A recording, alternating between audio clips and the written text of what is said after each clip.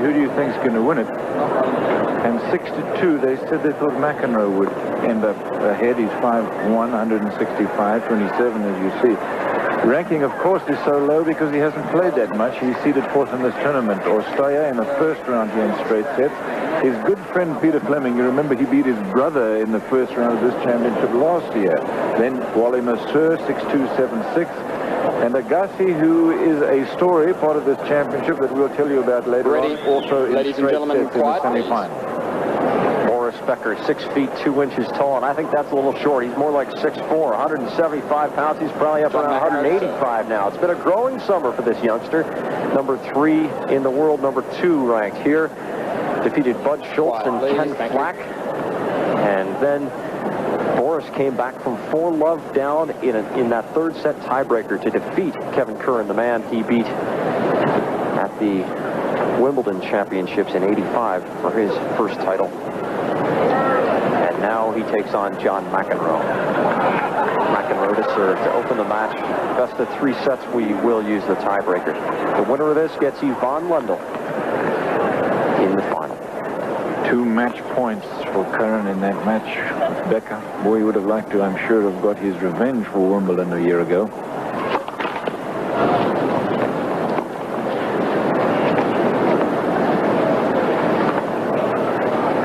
Richard Ings, the chair umpire. He's from Sydney, Australia, just joined the tour, one of the paid officials. Did you know him down there, Fred? 15 long. No, Cliff, he's only a youngster that apparently has done a good job throughout the circuit in Australia, and they invited him to become part of the worldwide team. They say he's doing an excellent job.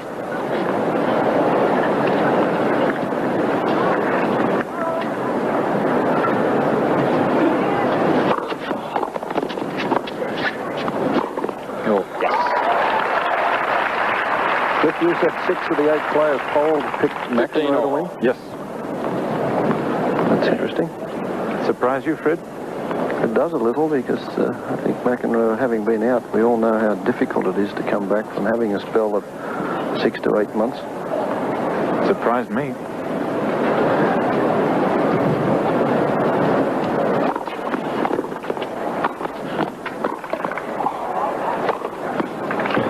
In fact, I asked McEnroe himself about it, and he told me that he thinks that his game is well suited to play against a guy who hits the ball like Becker does, and that was pretty much echoed by the guys that I spoke to who thought that McEnroe would win.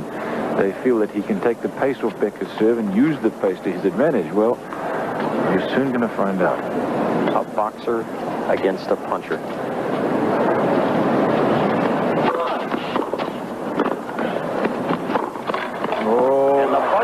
Some pretty good ones.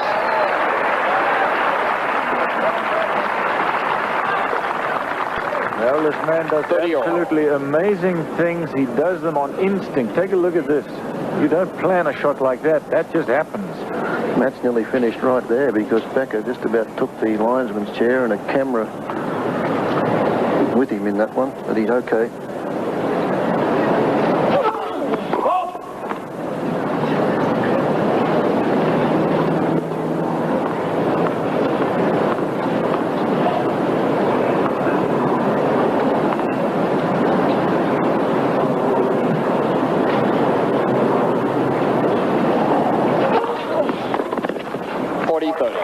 Boy, that's a terrific second serve, and I think that's the big question in my mind anyway as far as McEnroe is concerned. I think when he left the game 7 months ago, he wasn't serving as well, particularly his second serve as he was a few years ago when he dominated the sport.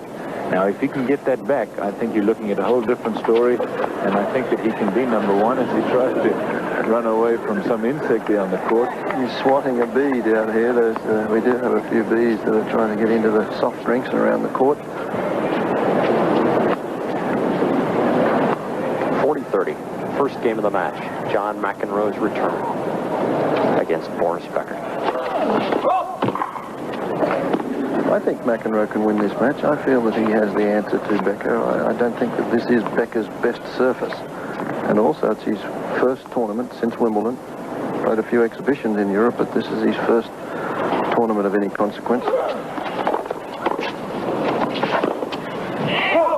Game McEnroe. John McEnroe holds to open the match. Mac is back.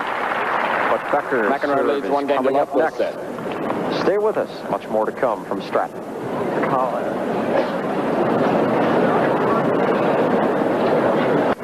Packed house at Stratton Mountain, Vermont. I'm Jack Edwards, along with Cliff Drysdale Boris and Becker Fred to serve. Stolle. Boris Becker will get the serve here to John McEnroe, and what an interesting please. Thank difference you. there is between these two players. Well, Boom Boom is just such a hard hitter, and McEnroe is more a finesse player. That's the basic difference between them. The similarities are that they rely so heavily on serve, both of them. So you may be sure that the first guy who cracks on serve, either because of the wind or because of the return of serve of his opponent, is going to be in trouble. 15 love. Interesting play that. I wouldn't have expected for McEnroe to come in behind the second serve of Becker quite so soon. I think that's going to be his tactic. I feel he's got to jump on that second serve.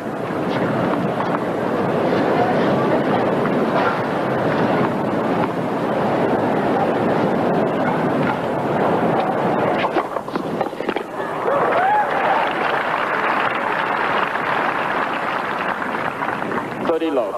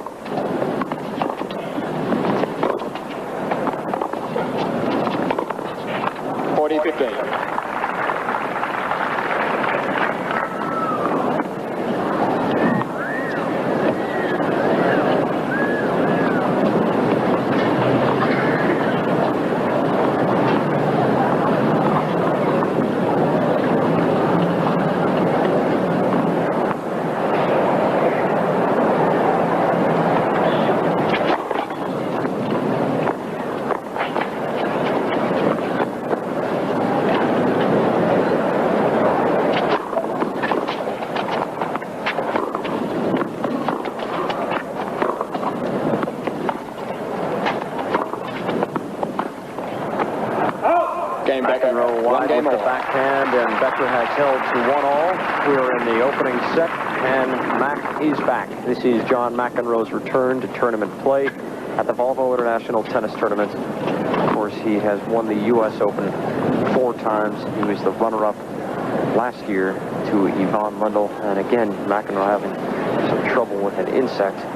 But Mac has spoken so much about Borg, and Borg's retiring. And I think that he feels that tennis, the sport of tennis, missed Borg. I think he also has a sense that the game missed him during his absence.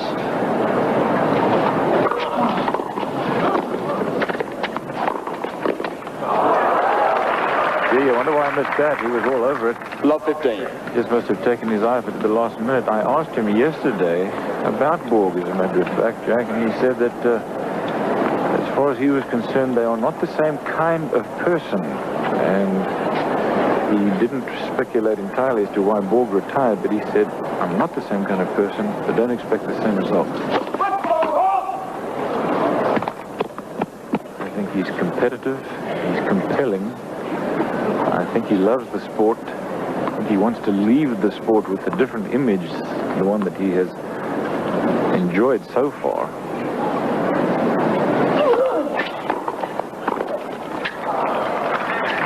And of course he has been watched, every move of his has been watched carefully throughout this championship. He is making an effort. He's made it clear that he's trying to make the effort. Let's give him a break. Jimmy Connors alluded to the fact too that the sport missed him, that they felt at Wimbledon whether he was there, they didn't want him, and then they missed him there. And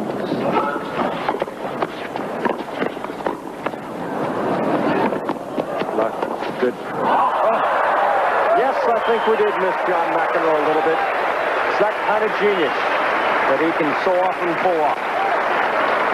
An incredible shot. 15, Now, take a 30. look at this. Now, any other person is out at this point. Boris Becker's got a tremendous reach at the net, and look at this, a little hook shot into the backhand corner. And remember, he had to find an angle out of that because that lob was right down the middle of the court. Outstanding shot from McEnroe. He had to have a sense for where Becker was and what he was doing. 15-30. 30 all.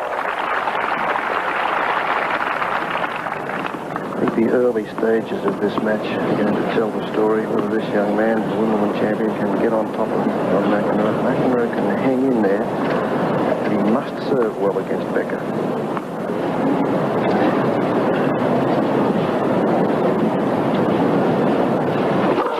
So, 40-30.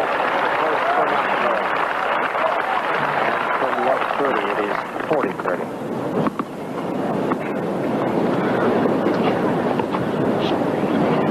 Only the 6th tournament that Boris Becker has played on hard courts, believe it or not. He won 1.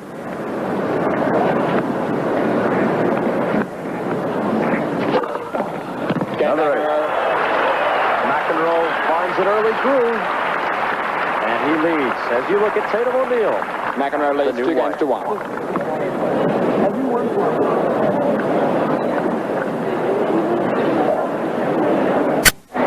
is this the next so-called greatest player in tennis? So-called greatest. I'm not sure how many greatest can Quiet, there be. please. I'm sure that he's going to be number 1 in the world without question. He's already number 2. He's closing in on number 1. We'll may have a chance to see him play against the number 1 in the world tomorrow because Lendl's in the final already. But make no mistake, Quiet, please. Boris Thank Becker you. is for real. The thing I like about him best of all is the fact that he has the mental attitude and bearing of a winner. He expects it.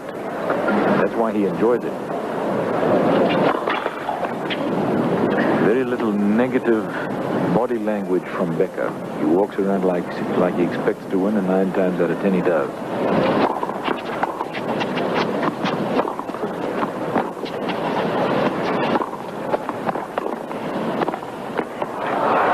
The components of his game, power, aggressiveness, and good touch for a man 15 so big. low.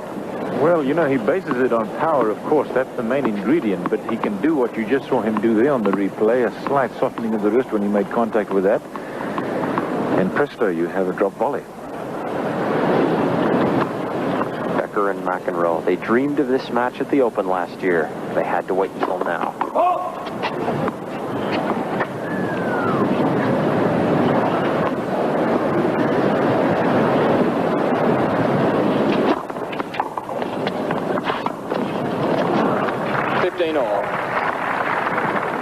That was the best way.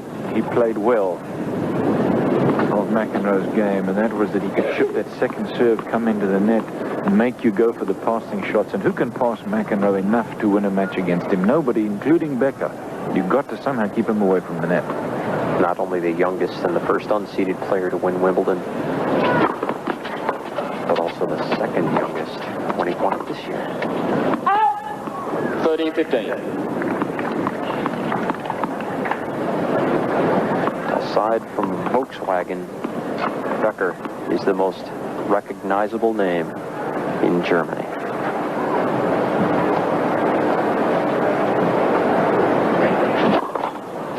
Through. Ball.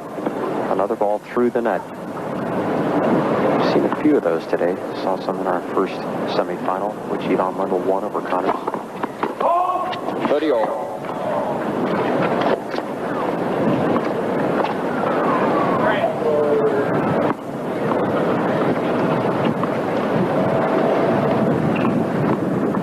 What happens sometimes when you try to do too much with the second serve, and you often try to do that when you know that if you don't hit a good one, the guy's going to pressure you on it.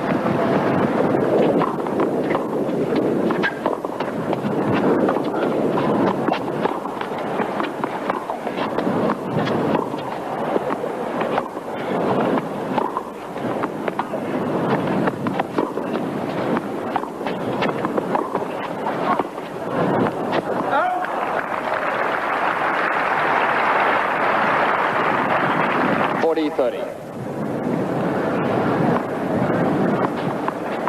John McEnroe seems to spoon that forehand around the court.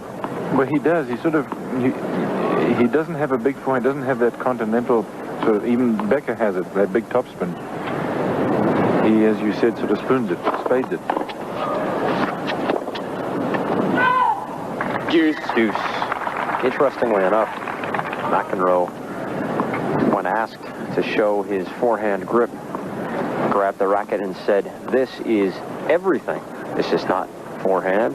This is backhand. This is volley. This is serve." Slight variations sometimes for the backhand. Advantage Becker. Basically, he's a continental player. Plays with a continental grip. And when you are, you use the same grip for every shot, including serve. And he does. Volvo used to do the same thing. Emerson, even the great Fred Stolle, all played that way. But it's very seldom that a player does that today. Most players, Becker included, have a very different forehand grip to backhand. Borg started that.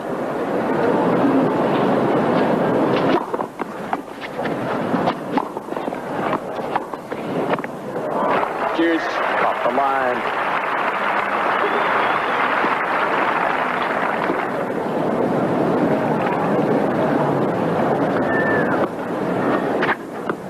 You know, he hits that ball a lot harder than what it looks like, because Becker, there's a lot more energy that goes into his shots.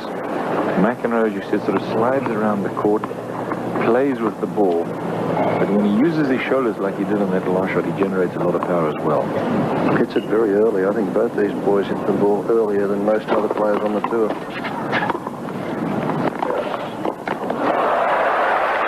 McEnroe with the forehand, which dives low to the backhand volley. Advantage McEnroe. Open court, McEnroe gets to it. I don't think he's much slower, really, and hooks it cross court. Now, he's been able to hook that forehand on the run cross court better than any other player in history, in my opinion. This is break point.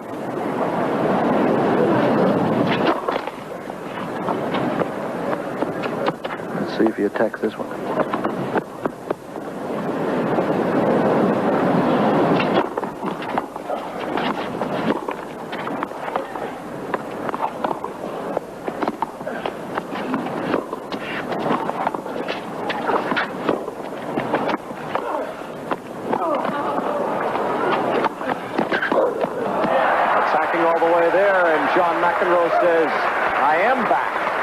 He has broken Boris Becker. It's the first break of serve in the match, and McEnroe leads 3-1. Game McEnroe. McEnroe leads 3-1. He had a chance to get in there earlier than he finally made it to the net. It was interesting that he hesitated. He has a lot of respect, obviously, for the way this man hits the passing shots. Well, at the first changeover, Cliff, McEnroe had a word with Becker about respect, and we don't quite know what it was. We didn't hear all of it. But it just showed by his reactions after that game, he wants Becker to show some respect. 15 love.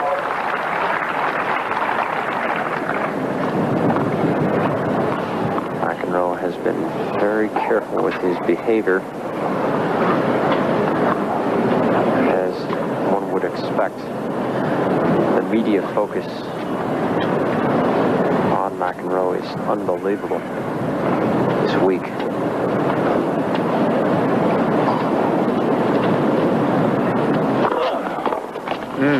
30 love. But he is as aggressive as ever, and one who shows his spirit and thirst for victory as much as ever. A little insight here, courtside. Becker has said, just one close call for me, please. And McEnroe said, well, are we playing the lines out on that side of the net? So there is a little bit of animosity down here.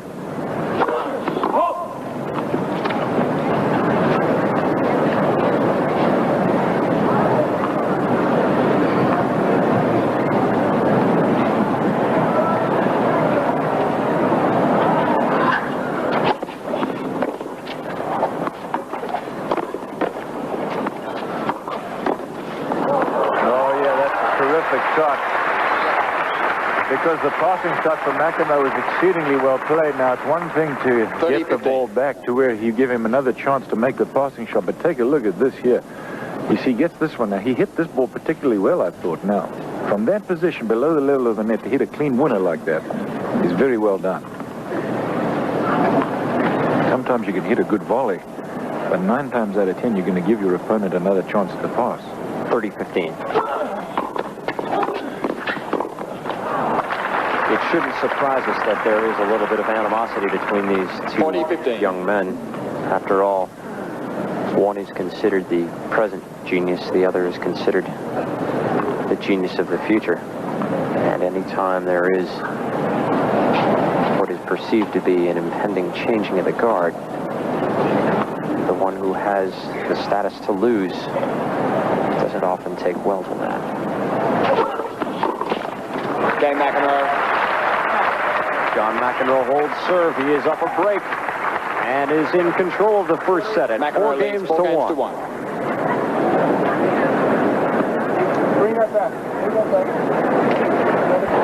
Well, Cincinnati needs Mac to beat the Swedes. Come to the ATP. Urge the signs. John McEnroe is scheduled to play Canada and then in Jericho, New York, I believe.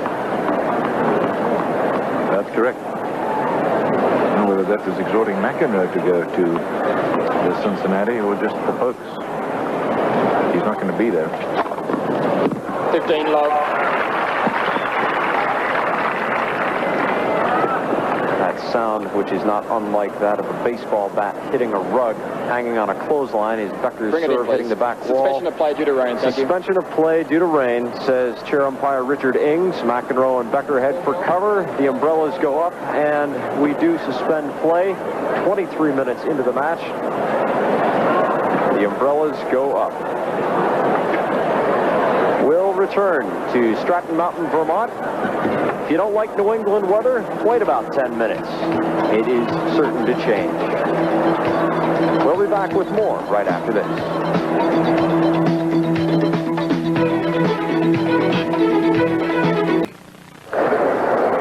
Play has been suspended temporarily at the Volvo International Tennis Tournament semifinal match between Boris Becker and John McEnroe. McEnroe is up a service break, leads 4-1. Becker was up 15-love in his service game, the 6th game of the match when play was suspended. Court is drying out pretty quickly. We expect the players to be coming back quite soon, and we anticipate more action if we don't get hit by another one of these summer showers.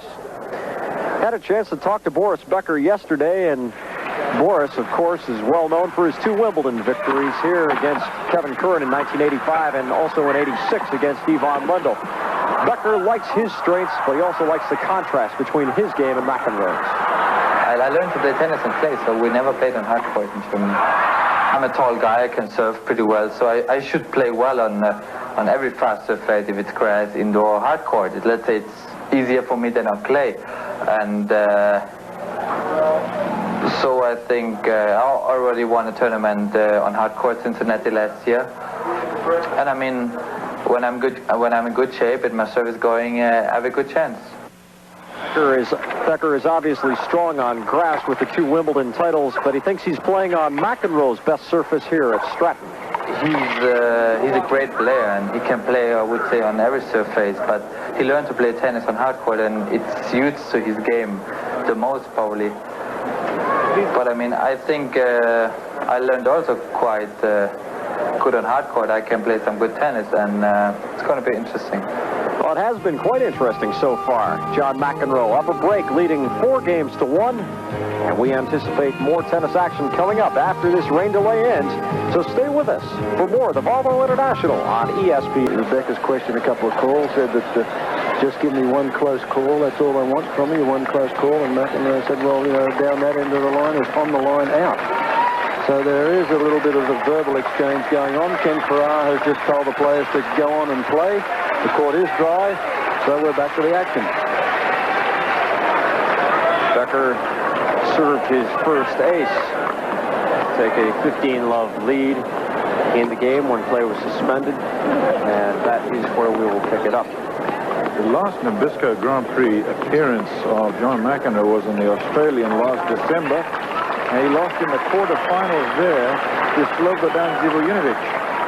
I wanted to tell you that really just to let you know that I have now learned finally to pronounce his name. He beat Lecomte 15 love, Becker to serve. earlier then, and then of course he played in the Masters, Nabisco Masters in New York after that, and he lost to Brad Gilbert. The rain delay lasted 41 minutes. That time, of course, that Brad Gilbert lost, he has not played in a championship match.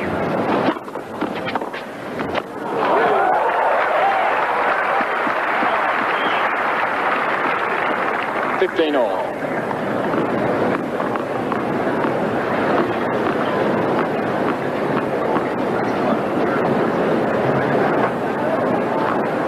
Neither one of these two guys have played, at least Becker rather, has not played since Wimbledon.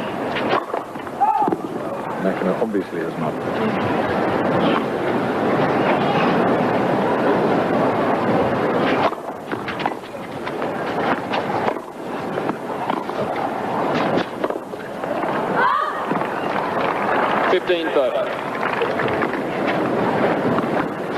Well, here comes a big point for Boris Becker in this first set. He does not want to fall behind 2 breaks, and also in a position which would allow McEnroe to serve out the set. McEnroe's been very strong on serve so far. 2 breaks will do it for McEnroe, that's for sure.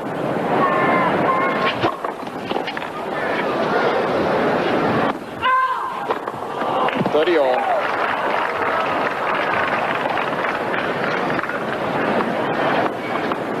Richard Ings there giving the nod of approval, but this alliance person did call that one correctly.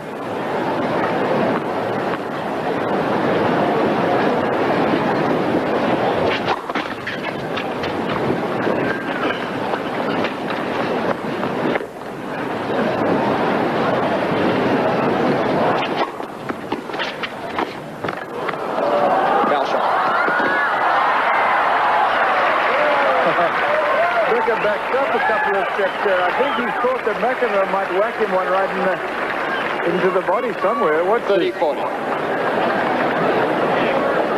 Look at him. Don't tell me that he's lost too much. I'm not sure that he shouldn't have been called for having his racket over the plane of the net. Richard Ings actually called Becker's shot a foul shot, so the point was over before McEnroe played it. Break point here.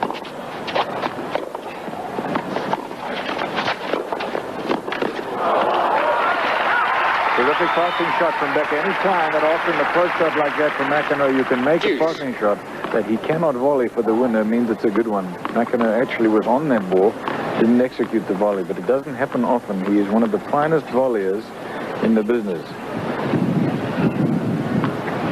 In fact, he's the best volleyer in tennis today. Advantage Becker.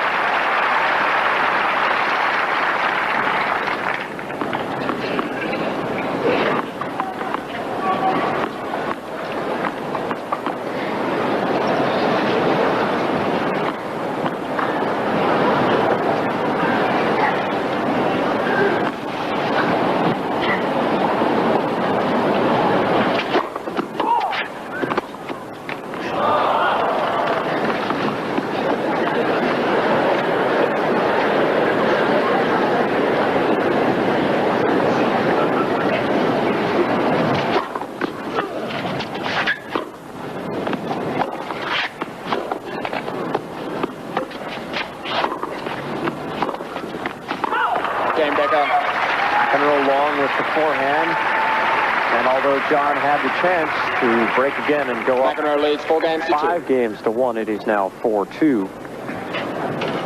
And Becker with a chance to break back and put it back on serve.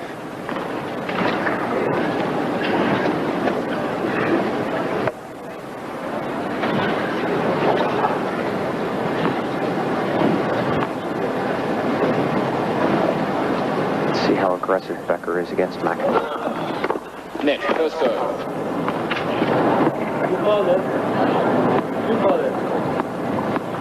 Becker just checking with Richard Ings in the chair. You think he was in net, Fred? Yeah, well, the let umpire didn't call it. Richard Ings did call it, and Becker said, yes, I think it was a let, but he was just checking Richard Ings just to see who was responsible for the call. First serve.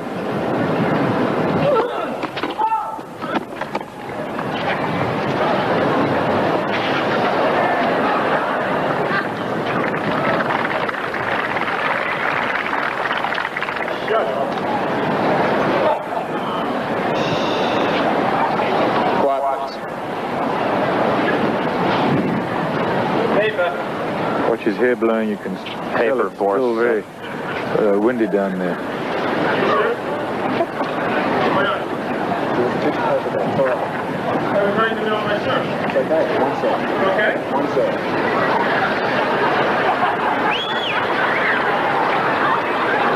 Lovely gamesmanship going on. McEnroe wants 2 serves.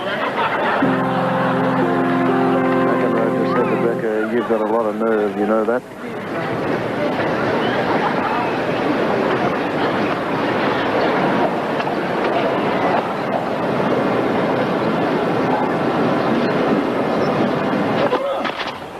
Love 15.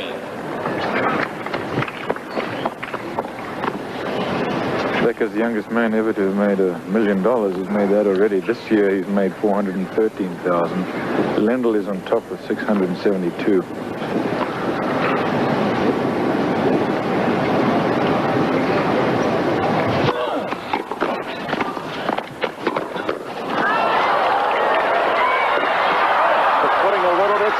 Becker wasn't able to recover in time as McEnroe yanked him side to side. 15 all. 15 all. Excellent hustle here from Becker. He hit one of those for a winner earlier. Then he did slip slightly on the court. That may be just a little bit wet if it is. Very dangerous down there. Well, it is just spitting with rain down here. Not very heavy.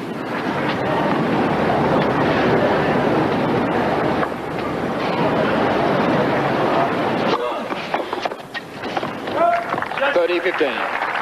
He won one of those 6 hardcourt championships that he played in, the ATP championships last year in Cincinnati.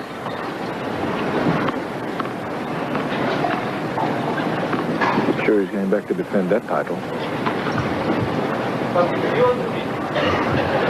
Becker wants to know if McEnroe's talking to Becker or to Richard Ings. A little bit of needling going on.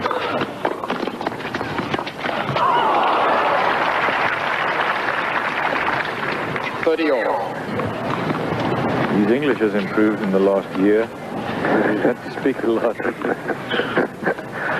like that one.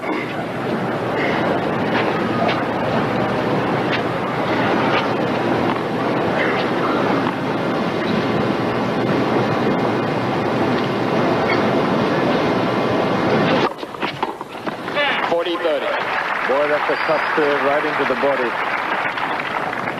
Always was his best serve. A little early to tell, Fred, but he's serving a very high percentage of first serves, up in the 70% range. But I am astounded at how well he's serving. I thought he'd have a little difficulty getting back into the serve. Okay, McEnroe. McEnroe with the aces, first of the match. John holds for a 5-2 lead. McEnroe is up to break on a blustery day in New McEnroe England. leads 5 games to 2. And both players showing plenty of bluster.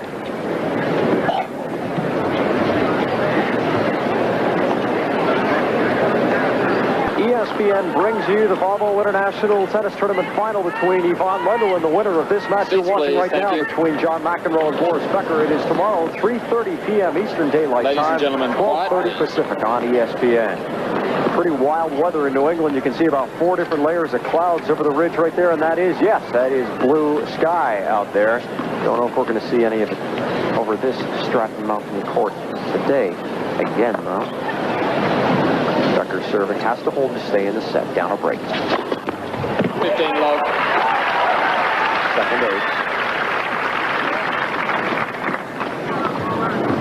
McEnroe started out this match very cleverly, in my opinion, by attacking Boris's second serve. I think that kind of puts him mentally on his heels.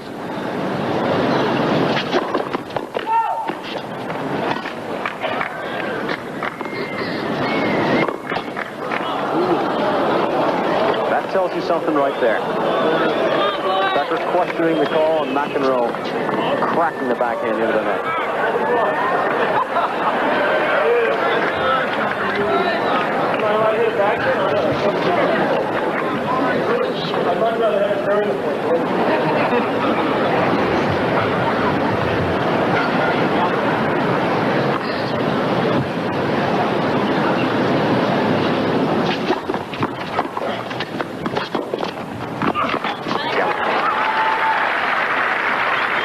There is something extra going on after every point out here. An extra step, an extra gesture, maybe just a word, but something. Terrific shot here from Becker down the line there for the winner. Now he has to hit those kinds of passing shots to make an impression on McEnroe, because Mac is attacking his every second serve. 30 left.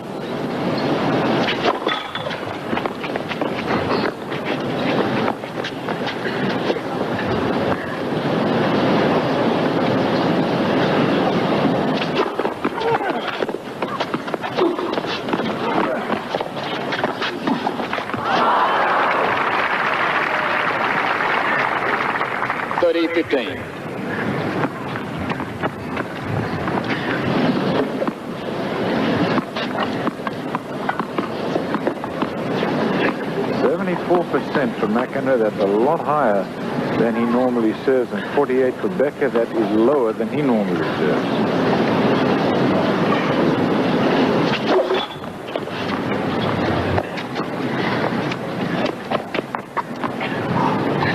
Score reflected 2-5. 40-15.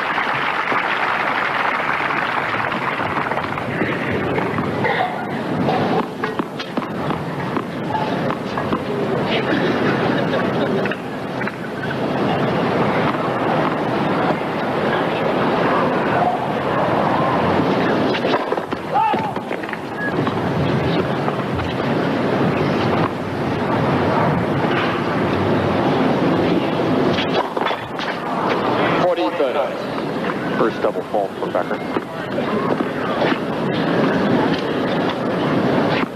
Second.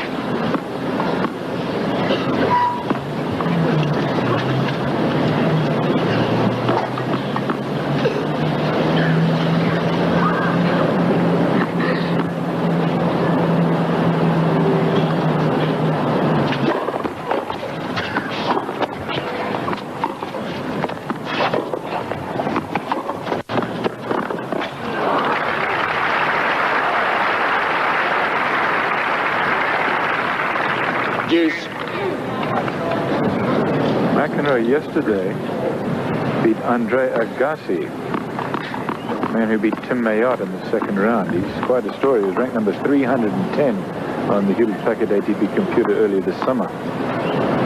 He's done a lot since then.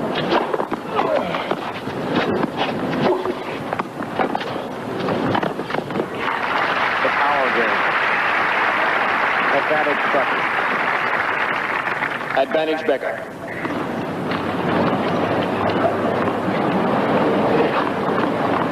Agassi turned 16 in April.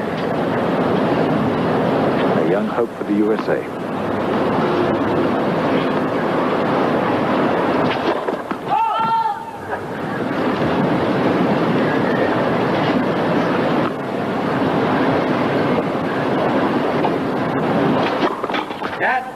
Second serve.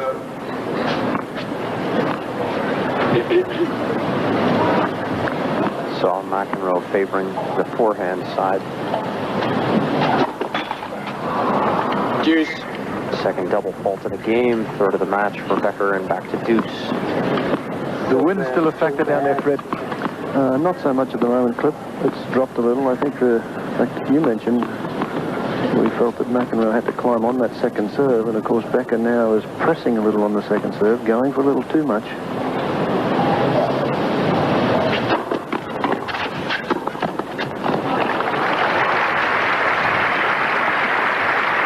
Precise volley, advantage Becker. Advantage Becker. McEnroe's a counterpunch on the return. You see how Becker bends his knees so viciously. It's the thing that starts his whole serve motion. Okay, McEnroe just chipped it back. And Becker holds to 3-5. Now McEnroe leads serves 5 games to 3 for the first set.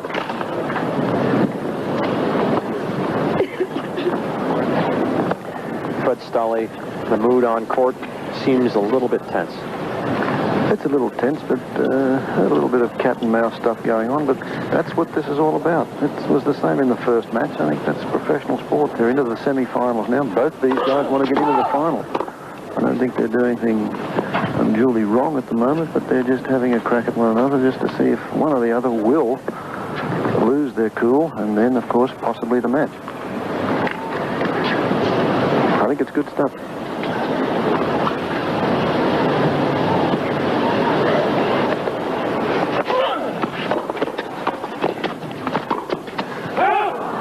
Flying down the line, but missing wide. 15 love.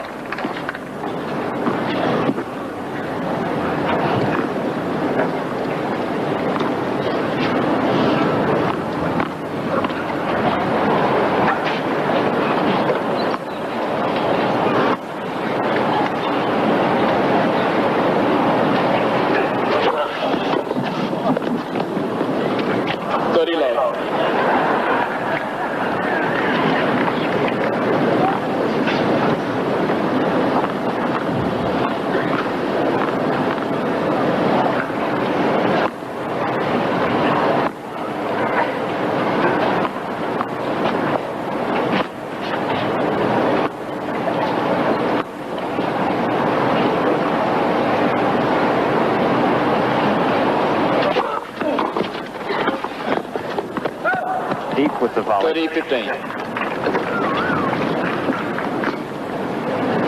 Well, that's something that McEnroe can't stand. You get a great serve in there, had the open court for the volley. Such a perfectionist, he doesn't expect to miss those. And that would have given him 3 set points.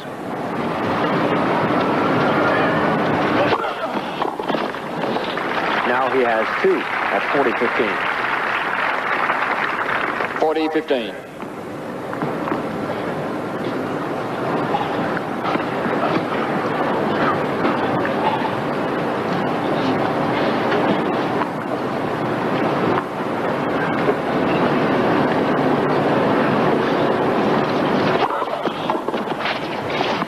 John McEnroe holds and closes the first set, 6 games to 3.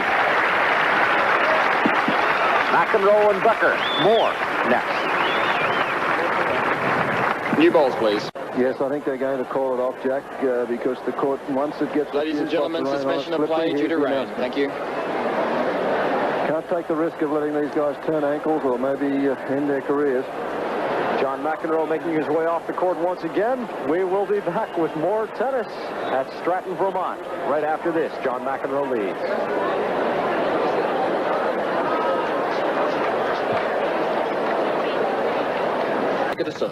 We return for the opening of the second set. Boris Becker to serve the man you see on your screen, John McEnroe, and in the inset, that is Tatum O'Neill, John's wife, the mother of their son Kevin, who was born in May. Boris Becker to serve to open the second.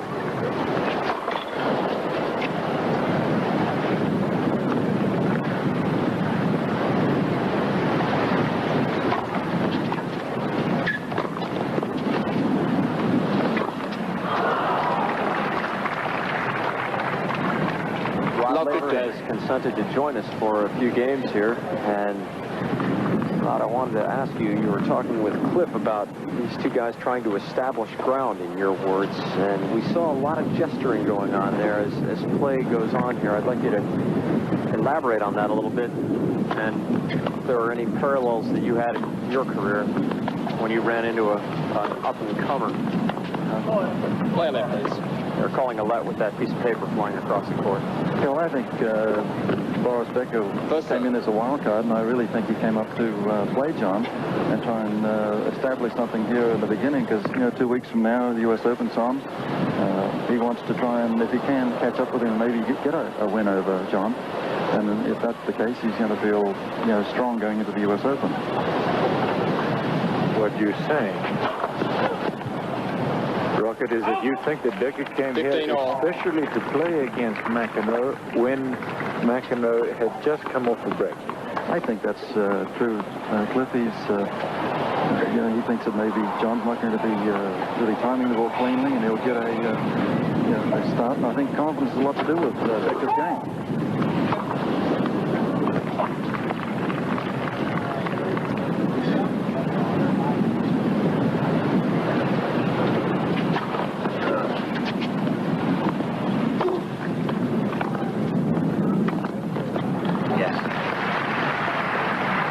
We are sitting here on the top of a scaffolding 30-15. deal that is, I don't know, it's 100 foot high, I guess, but... I'd say 45, but it seems like 100. well, it is blowing like it's 200.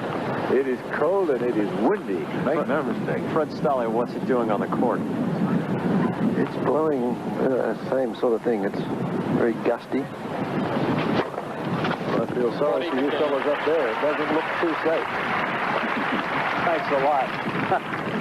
Those numbers for our confidence. Beautiful and warm down here, though, now that the sun's out. Tropical New England, we call that.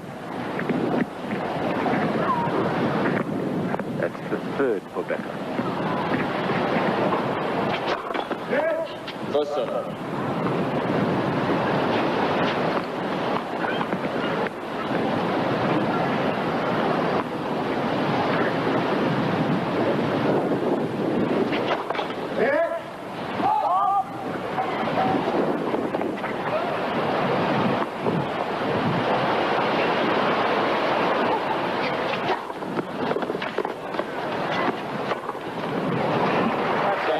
Second serve from Boris Becker. He charges in behind it and pounds away the forehand. Becker has Becker held leads serve one game till to to the love, second set.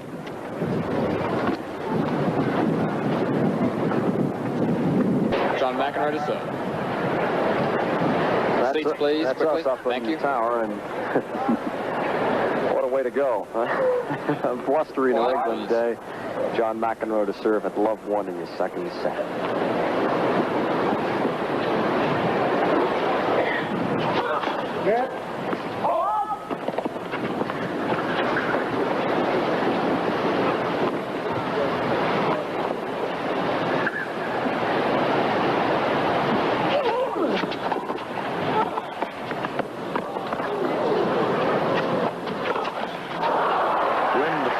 The wind blew that ball right into him, and he didn't finish the stroke. Watch it here. Now, this was a very good get by Boris, and he throws it up in just the right spot, too. Now, the wind is blowing it over his head, further and further over his head. Finally, he just didn't finish the swing. Love 15.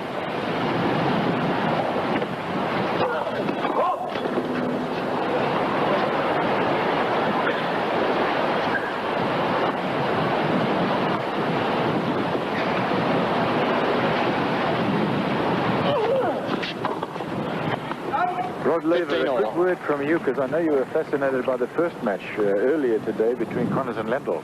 I thought it was a tremendous match. It seemed like the only difference was that Lendl was serving just a little bit too strongly. His great first serve was working for him, and I think Jimmy, maybe the 34-year-old legs hurt him on some of the wide ones. Just wasn't quite getting back to it, but they did have some terrific rallies. Good accuracy, good depth on the ground strokes. Started out serving rather poorly, actually, first serve percentages, but then he got a lot better at the end, and that's what did it for him. Rocket, the wind, though, was a factor when they played earlier today, which was testimony to how well they played. I believe. I think Jimmy, of course, led 1-love in the third set there. It looked like he was going to come through and make a real close match of it. 30-15. Jimmy's always a battler, and you never accuse him. You just accuse him of not putting his best foot forward.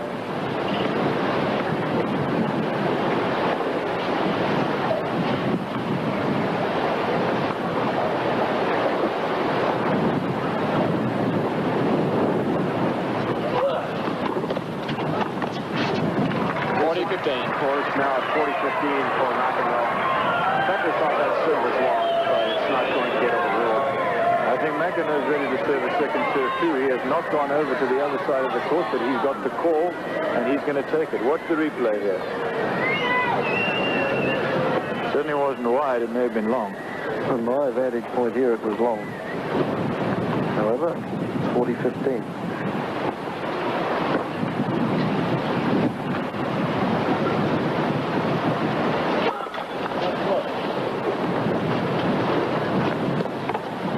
Wind is blowing the ball into McEnroe's face as he tosses the ball up.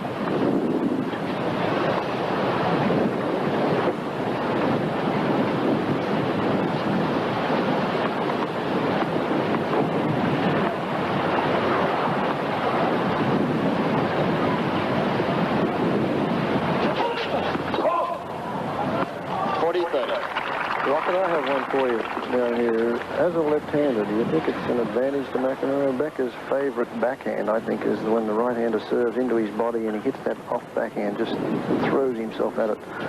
And against McEnroe, that ball's going away from him all the time. He doesn't seem to have the same accuracy on that return, or hasn't had so far today. No, I completely agree, Fred. He's, Game McEnroe. John has really mastered that particular shot on the second court. Pulls it real wide, gets up high, especially on a hard court like this, and swings out. And Boris just can't, even if he gets it back, he's so far out of court. And the one thing that I'm surprised at with John is that he's volleying, I think, extremely well for having not played any real competitive play for the last 6 months.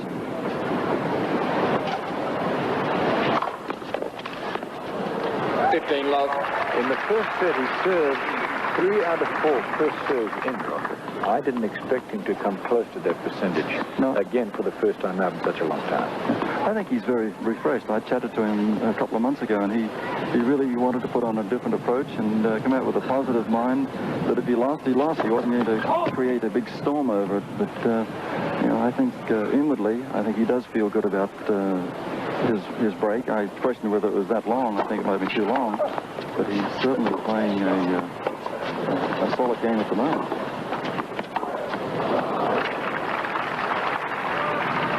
Rod, you've seen the evolution of the professional tour with players like Borg, McEnroe, now Wilander, facing what they have called burnout, and what people around them have called burnout. Is the tour too tough? Are there too many events? Are there too many pressures on the very top players?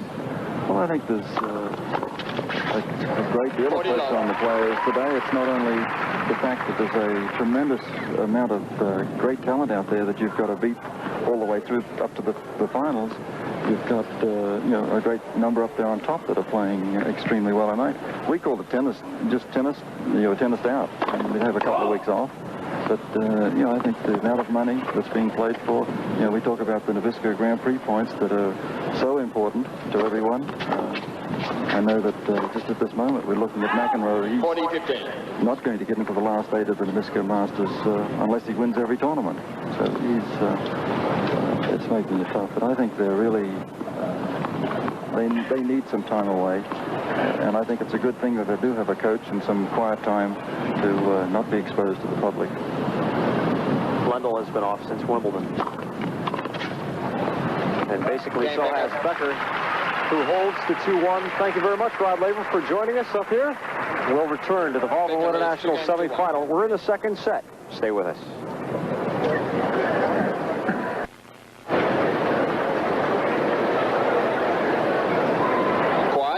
The pupil and the coach, Boris Becker, Günter Bach.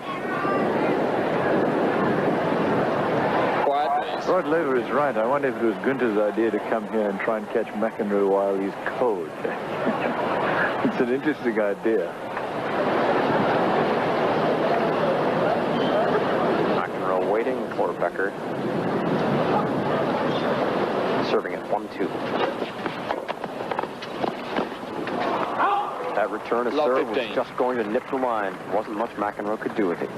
Plus, he blocked that one almost to slice the return, which he doesn't often do, and I think it's a good play. Lendl did that.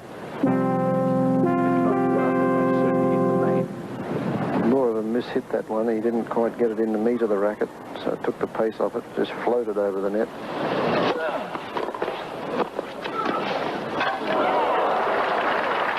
Becker stumbles. Does not appear to be hurt. McEnroe with a big serve. And a nice volley. one thing Boris Becker can't do here is really dive and take the tumbles that he has the luxury of doing on the clay courts or on the grass. Grass stains, Deco Turf 2 bruises and breaks.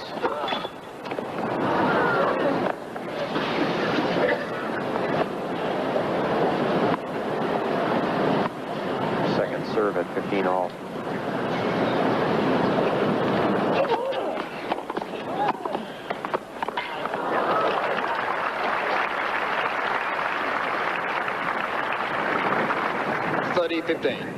He's lost none of that volley, has he? Tremendous feel off both wings, forehand, backhand, side.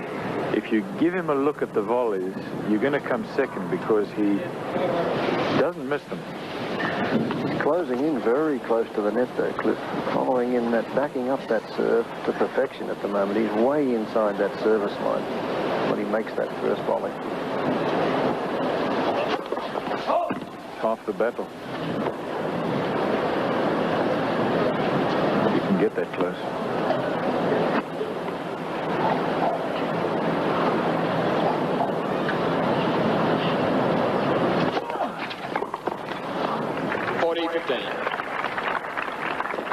Well, the second serve, which has been under scrutiny, is holding up well against Becker. Boy, I should say that was perfectly directed too. That was into the right-hander's right hip, so he tried to run around and hit the backhand side. He's moving when he tries to hit the ball. And of course, you saw it didn't work.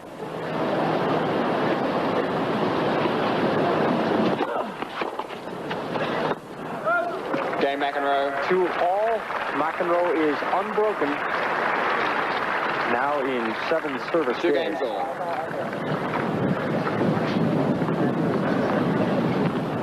Sorry about the wind, because I think that it takes something extra. It adds a new dimension in this thing that, of course, not going to be true 9 times out of 10 when they play. No less interesting.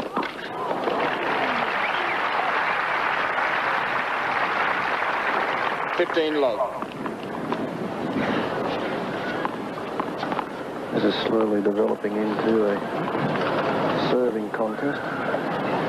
15 approaches from Becker, 37 from McEnroe. McEnroe's on 26 and Becker 10. Both very high percentages when they come in. Question I suppose you'd ask yourself, and I would agree with you, why doesn't Becker come in a little more? Ball.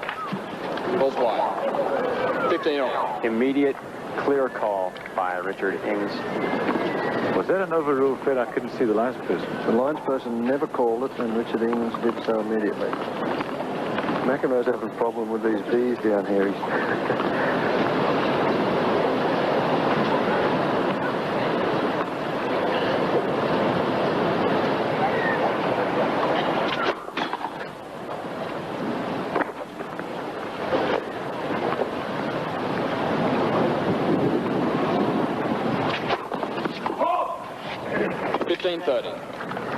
Well, Boris with some trouble. That is his 5th double fault. He's under pressure on that second serve all the time. Doesn't know whether McEnroe is going to attack it.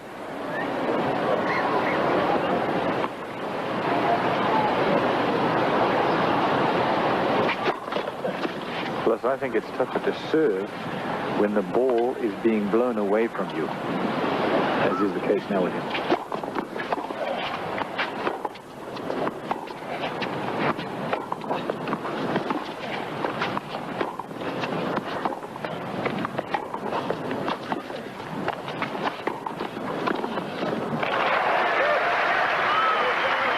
Becker supplies the pace.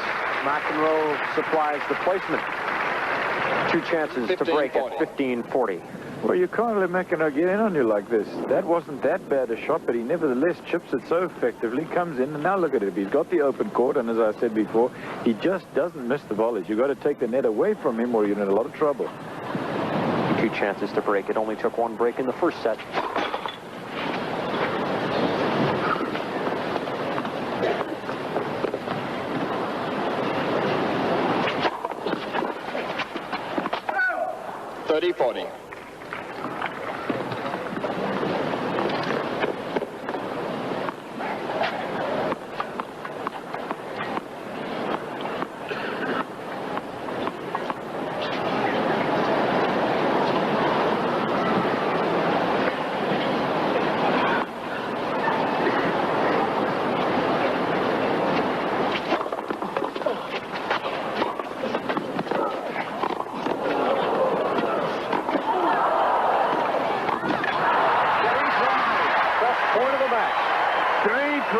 from McEnroe to make that passing shot. He could have made any of them, but Becker covered the net extremely well.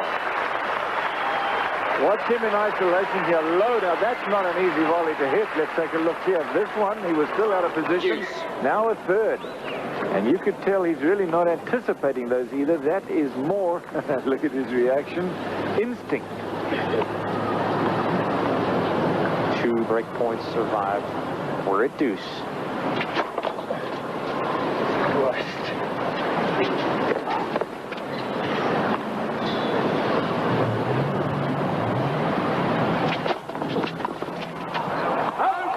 Advantage Becker.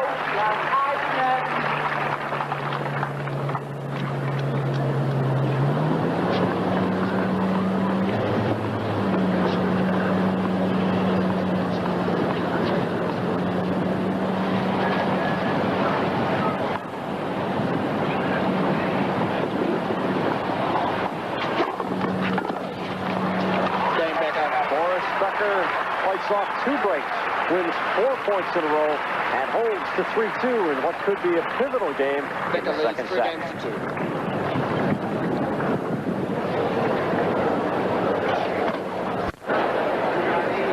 Ladies and gentlemen, Yes, Cliff, I'll tell you, it's a tough life that you and I lead. Last week, Vail, Colorado. This week, Stratton, Vermont. Pick your poison. You know, it's a tough job, but somebody's got to do it, and I guess it's you and me. And we go where ESPN goes. Ed Redding goes where the tour goes. He's still got the best job in corporate America. And Fred Stolle, glad you could join us this week. You had to suffer through Newport, Rhode Island last week. Poor thing. 15 log. I'm going to accustomed to the weather down there anyway. We ought to be accustomed to this. This is the veritable Fremantle doctor blowing in here. McEnroe serving at 2-3. That was his 4th ace.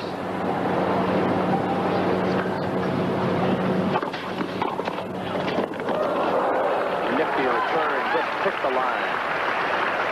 McEnroe has broken serve in this 15 all. tournament so far 12 times, and he's only been broken once. That last service game, Cliff, may well come back to haunt him if he is to lose this serve after having 2 break points to really assert himself in this match. Very important game, that last one. I couldn't agree with you more, Fred. He has not, by the way, yet had any break points against his serve today.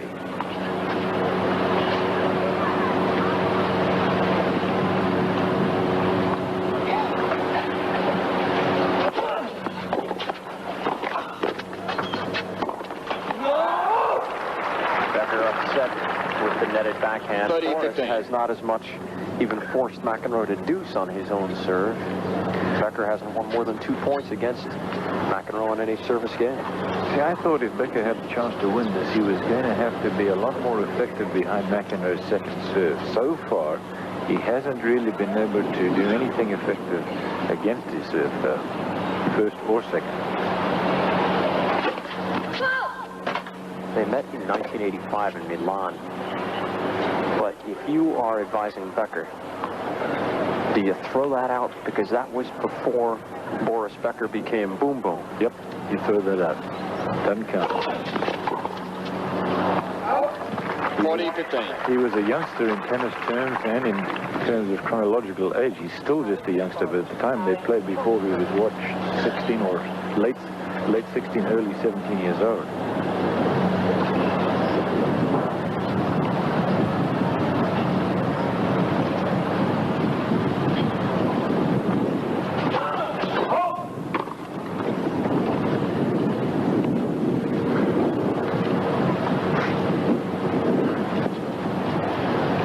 This second serve of McEnroe again, see if he goes to Becker's backhand again.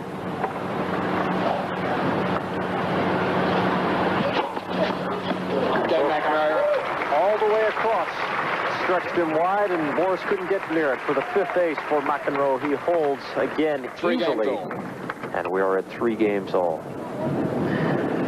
Fred Stolly, what has Boris got to do on the return of serve to start getting in these games in which McEnroe is serving?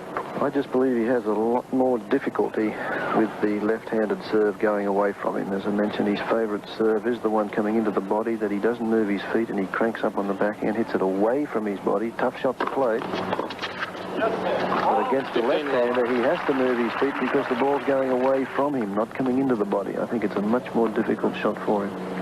When I talked to McEnroe yesterday along those lines, he said that he thought that Boris was heavy and didn't move particularly well for his caliber of player. That's why he thought he had a chance, good chance. 30 love. McEnroe thought he could have handled that.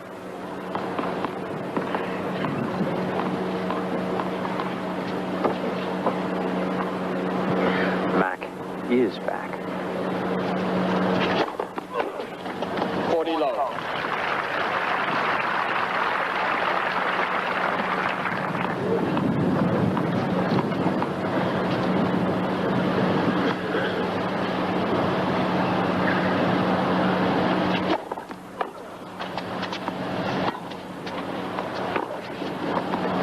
Becker is booming. Boris holds it low. And he puts his nose out in front. 4-3 on serve. Second set. McEnroe Becker won the leads first. 4 games to 3. Fact. Americans are investing their money in unprecedented numbers. Interesting serve comparison here. Two of the finest serves in the world, not executed in the same way. Now, they both get a nice shoulder turn in it, but there's a difference. Seats, even in please. that. Thank Take a you. look at this position. You see where Becker is. Look at the extent of his knee bend. Now watch McEnroe. You'll see that he is actually at a certain time facing Quiet, in the please. opposite direction, right there, to that in which he's going to hit. Now, you'll see Becker come through the ball. He has a real good shoulder rotation into it. From a slightly different position, McEnroe does the same thing. Tremendous shoulder rotation. McEnroe serving. 15 love.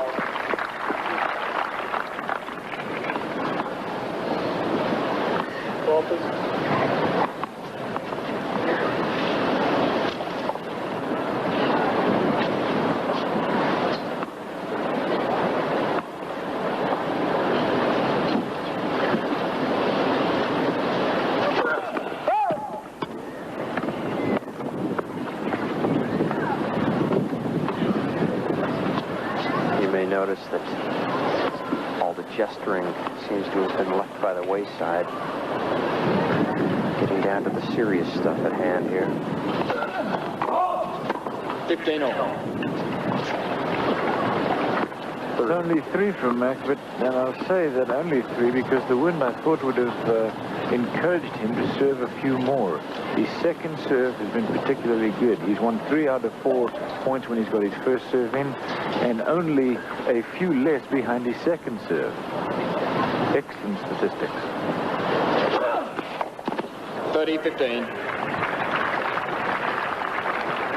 Listen to this comparison. This will interest you, Jack. Becker has won 85% behind his first serve, but when he misses his first serve, he's at 41%, so he wins fewer points than he loses when he misses his first serve.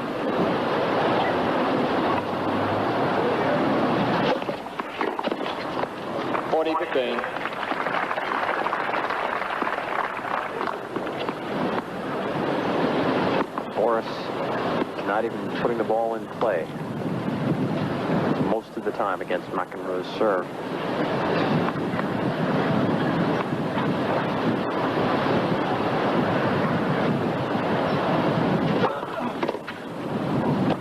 That is the case again there. McEnroe yielding only a point on a double fault. And McEnroe has won 16 points on serve. He missed the second set while giving up but 5. 4 games all. And at this point, every game is a huge one. Because if Becker should be broken, McEnroe would serve for the match.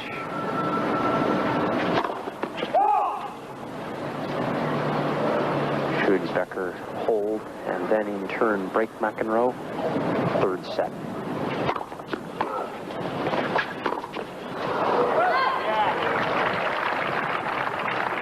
12-15. I think Becker, like everybody who plays McEnroe, when he's playing well, feels flustered. He can do that to Lendl. He can do it to anyone in the world, McEnroe. You miss the first serve, he starts to attack, then you start to press a little too much, miss the passing shots, and he's got you. That was a great second serve that Becker hit on that first point, too. Victor Bosch.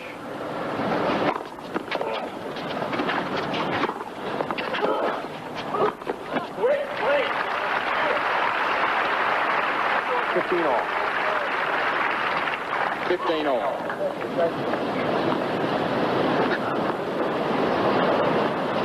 Miss hit on the attempted pass, and he wasn't happy with it. Miss hit on the return of serve, too. The second serve jumped up at McEnroe. He couldn't control it, couldn't get the pace he wanted on it, and set up the approach shot for Becker.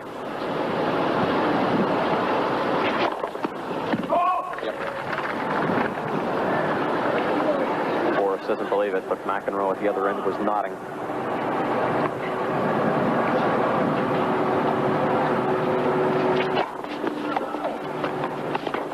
Oh, yes.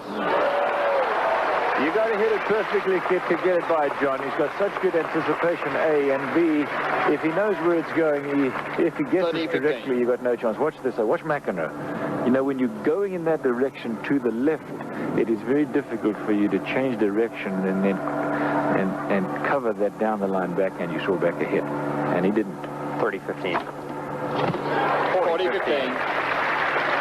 4 days for Becker.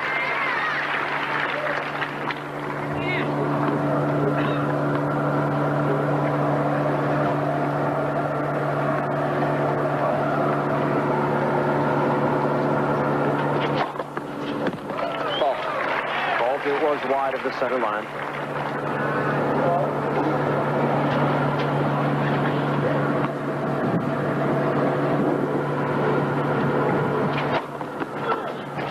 Dan Becker.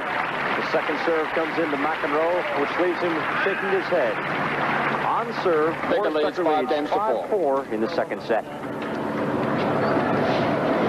Yes, I think they're going to call. McEnroe on the far side of the net as you look at it.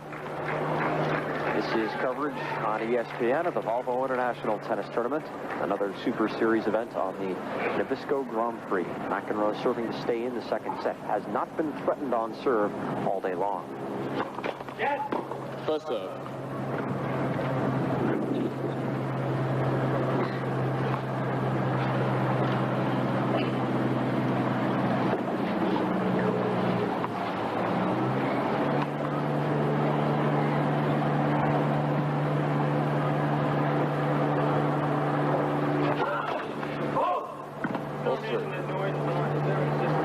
Love 15.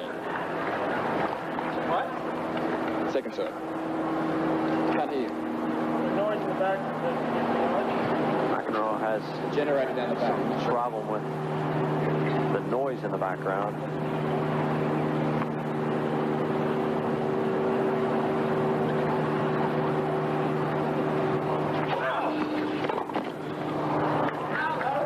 Love. I didn't hear it on other parts.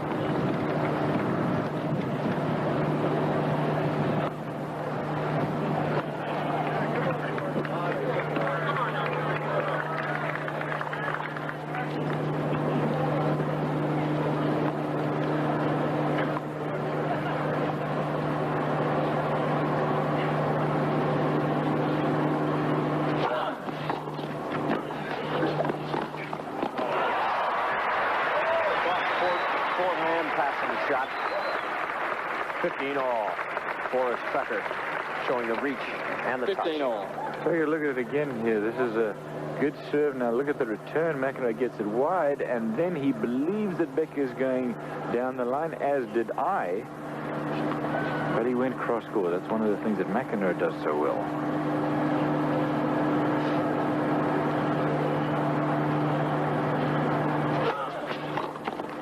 In 30-15.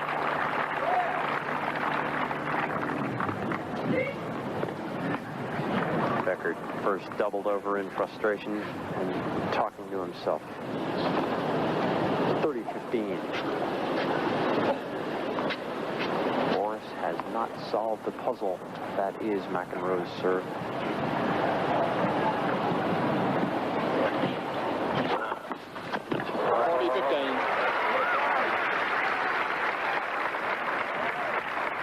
You know, when I talked to Lendl yesterday, he said that he thought that McEnroe's first serve was as good as ever, but that he had lost a lot in the second serve, and that's what I was so eager to see how well he served that second serve, and of course the results are in, the stats are in. His second serve is almost as good as his first. Off the first, he has 7 aces.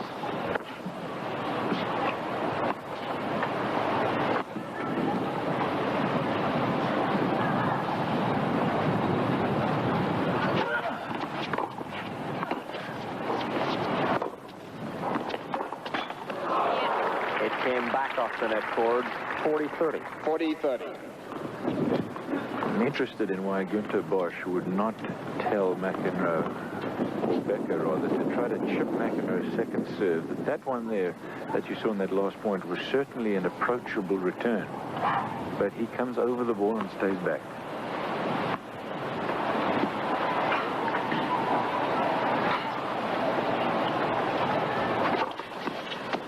Okay, McEnroe. Becker thought it was long.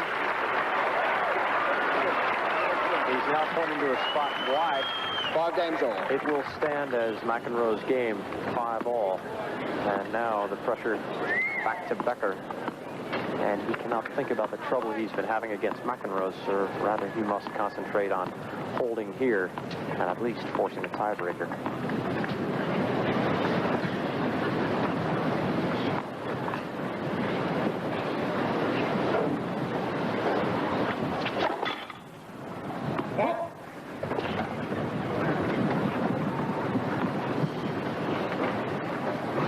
Second serve. Yes. Yep. Two most charismatic players on the Nabisco Grand Prix 15 low. Tour by a long way, Becker and McEnroe. Watch Becker again here, springing into that ball, the return from McEnroe, and now boom, boom, down the line for the win up the forehand side. But all in all, Becker has not had that great a year.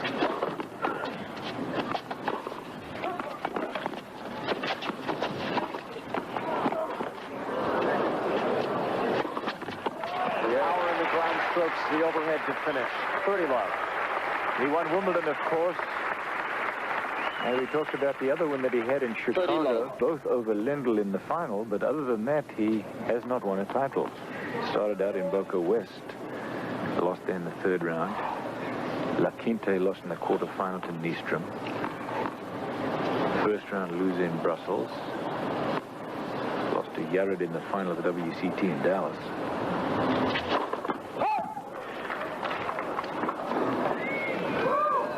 Could have caught the center line as Boris saw it, but of course he's not calling the lines.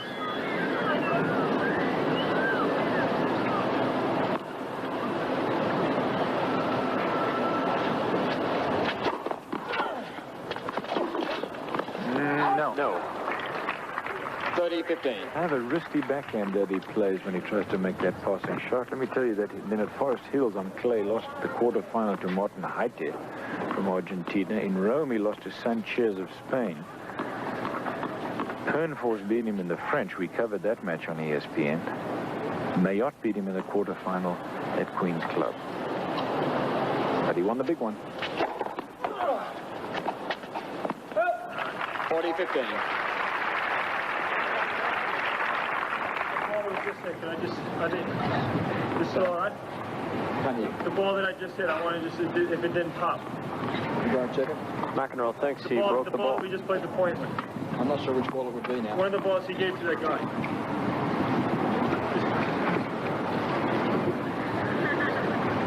Of course, if a ball is broken, How to tell which one? you would play a let. Just check the ball.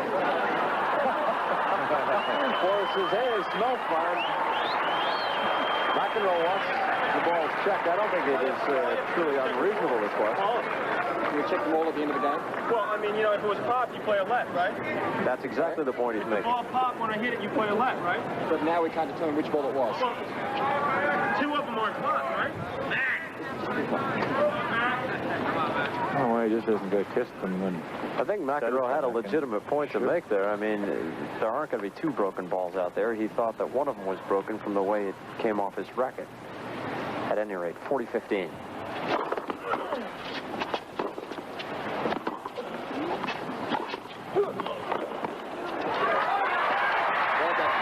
Tennis at its best. Boris Becker and John McEnroe in a showdown at the Volvo International at Stratton Mountain as we cruise along in the second set. Becker leads 6-5, new balls. John McEnroe's coming back out on the court, and Fred Stolle, I know there was some discussion about the ball, and now it's academic because having just played the 20th game of the match, we are now going to have new balls for McEnroe's serve, but it seemed that John had a legitimate point to make. He made that point to Richard Ings that it was a legitimate request, but he just wanted him to check the 6 tennis balls and see if there was one in there that had popped. And he said if he had understood the question, there was only one of the 6 that could have been popped, and that was the one that he returned on that Becker serve. And the point stands, so it's still new balls now. Ings refused to inspect any of them. 5-6. There's what you're saying Becker must do. Love 15. Those kinds of returns have come seldom for Boris today. He doesn't hit that one very often down the line, but he's got to do it against the left-hander because the ball's going away from him.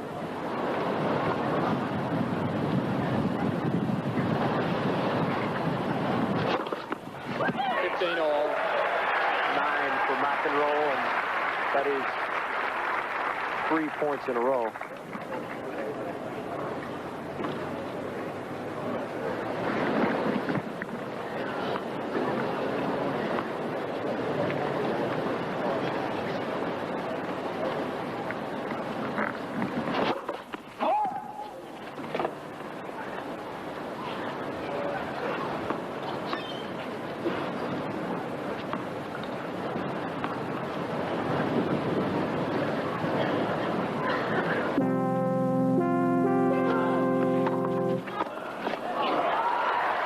Didn't hit a better second serve than that. If it wasn't on the line, it was very, very close to it. An outstanding return throw from Becker, drawing the error again from McEnroe.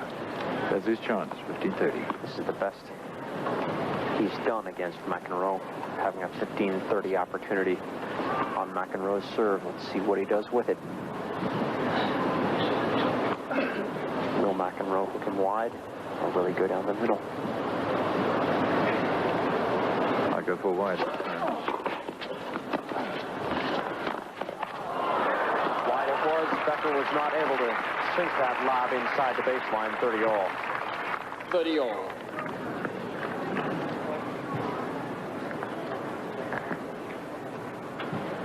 You only take so many chances with Becker's forehand side. You've got to hit a clean winner, or you could be looking down the barrel of a shotgun. Take that chance in a big point. 30-all at 5-6. Having said that, I will say there's no better player in the world for choosing a direction on serve and for disguising it like McEnroe does. You never know where he's going. You can guess.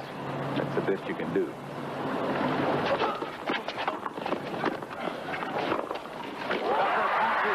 For the first time in the match, Boris Becker has a break point. And it is a set point at 30-40. He's played 3 brilliant points to this side, hasn't he? Here's the forehand return that I was talking about. Relatively easy volley for John. Didn't get it wide enough, though. Becker was there, and boom. Top spin backhand down the line. No play for McEnroe. Becker has won all 3 points in the deuce court this game. McEnroe has won the 2 in this, the ad court. Set point.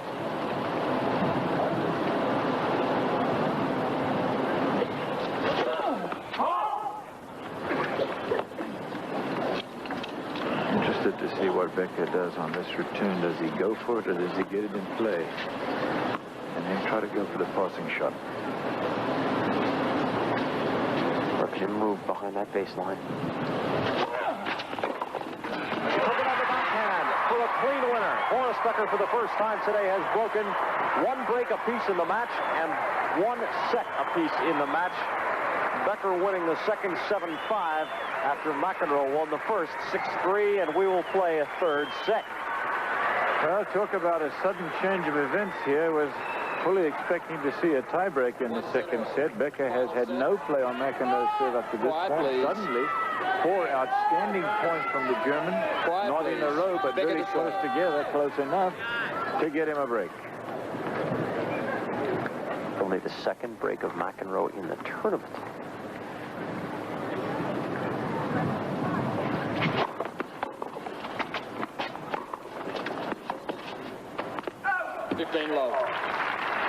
Now in the 22nd game of the match, we remind you that Becker hasn't been broken since the 4th.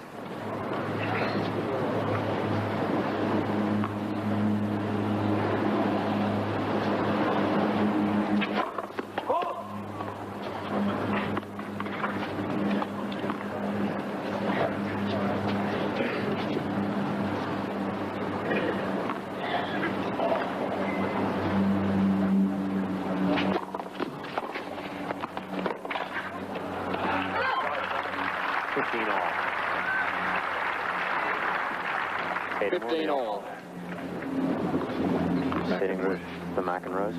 McEnroe Senior next to her on the left of your screen, on her right.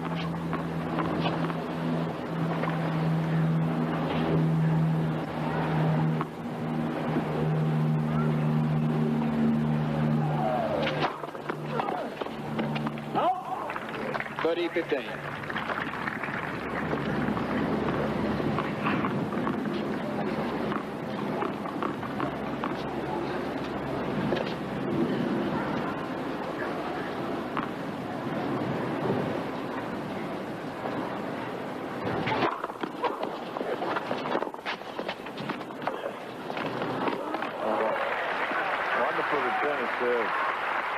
Wonderful, and then the forehand pinpoint accuracy.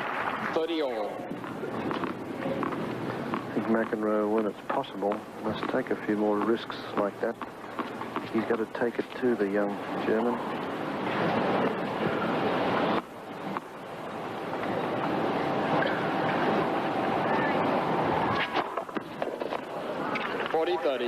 Boom, boom. At 30-all, makes it 40-30. Both players have served particularly well when they've needed it.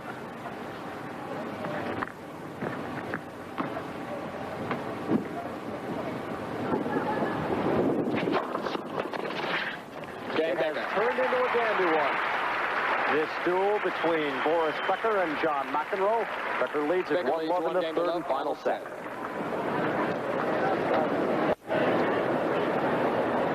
7 unforced errors for Becker, 5 for McEnroe, 12 winners and 9 accordingly. But what's the first serve percentage? Third line, 50% for Becker. That was about what he served in the first set. 55 for John McEnroe is 20% less good than the first set was. That's what made the difference. Seats, please. 5 aces for McEnroe in that set, 2 for Becker, and then 2 double faults apiece. But that first serve percentage hurt John in the second set.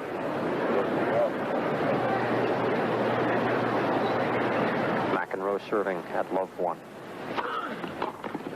15-love. The audience knows what's going on here. You're seeing the comeback of John McEnroe against Boris Becker, who has won 2 Wimbledons. One man has proven his greatness over a relatively short period. The other has proven his greatness over a slightly longer period. These 2 geniuses are colliding. 30-love. McEnroe was footballed once more. That's the second time today. The way he lines up and addresses the serve. Front foot goes right along the line, and he moves the toe occasionally and just a fraction onto the line, and that causes it. Have a look at it there.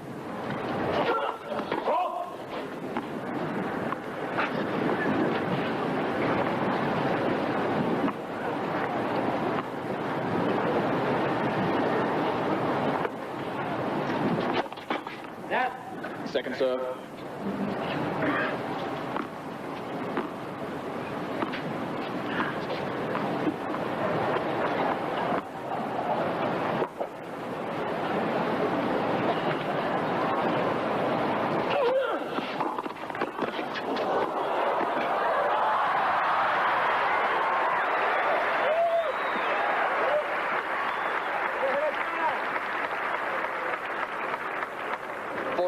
Little help.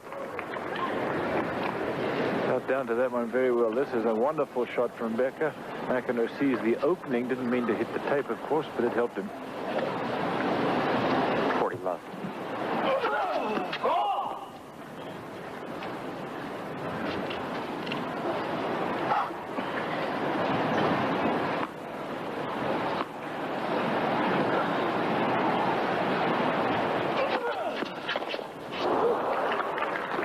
Game McEnroe, 1 game all. John McEnroe holds his love, and eyeball to eyeball, neither has blinked yet.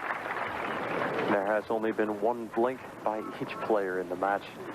One break each way. Each break cost a set as you look at the Nabisco Grand Prix scoreboard. Boris Becker set to serve at 1-all. He has the advantage of serving the odd games here in the third and final set.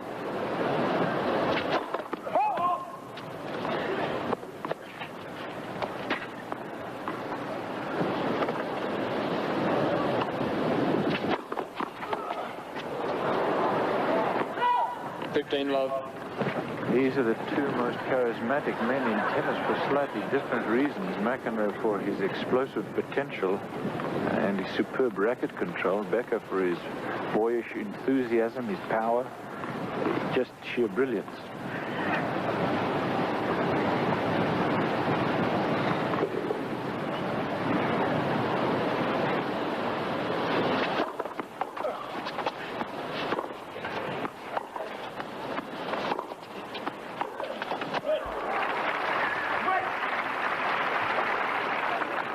Low.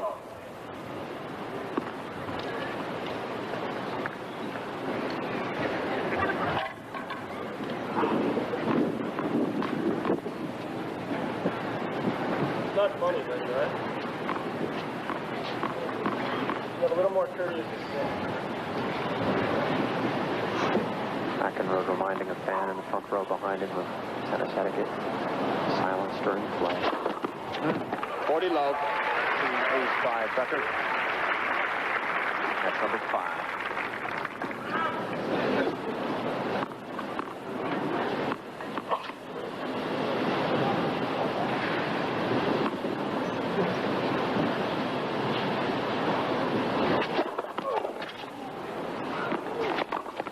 Game Becker. Boom, boom. Against Johnny Mack. It's turning into a classic at Stratton, Vermont. Becker leads 2 games to 1.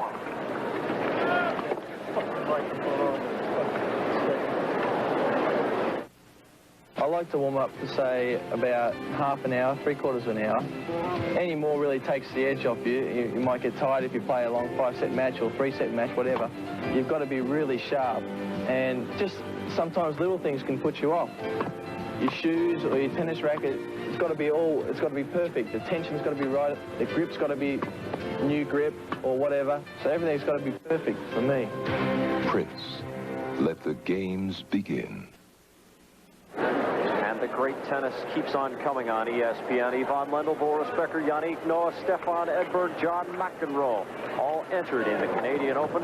That comes up next Saturday and Sunday. Seats, please. The Thank Grand you. Prix continues on ESPN. I'm Jack Edwards along with Cliff Drysdale and Fred Stolle. You are watching Quiet, please. ESPN same-day coverage of the John McEnroe, Boris Becker semifinal in Stratton, Vermont. We are in the third and final set. Only one break each way so far in the match. Each break has led to the set. McEnroe serving at 1-2. 140 points played so far. 71-69 for Becker. Only 30 unforced errors in the match. Those are good numbers. This has been a well-played match. Tons of winners on serve. 15 love. Becker seems to be getting the range on that second serve now, and that, of course, is not good for John McEnroe. That one rattled the top of the tape, very close to the winner.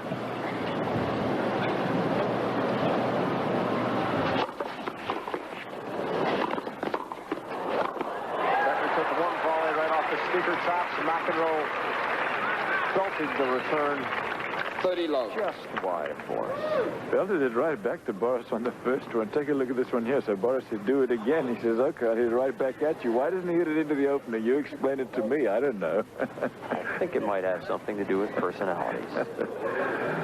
No kidding, Jack. I think so. Becker walks away from the baseline here. A little bit of gamesmanship going on at 30 love.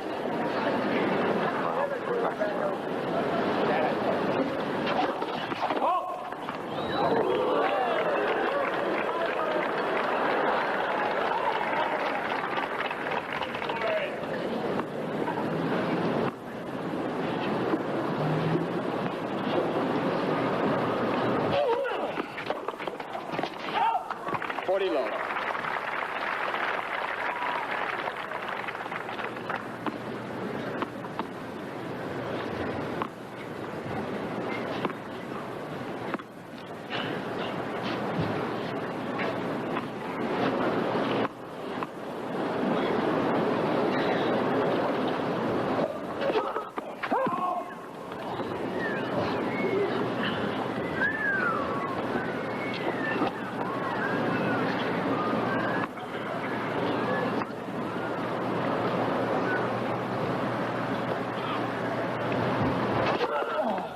Game McEnroe.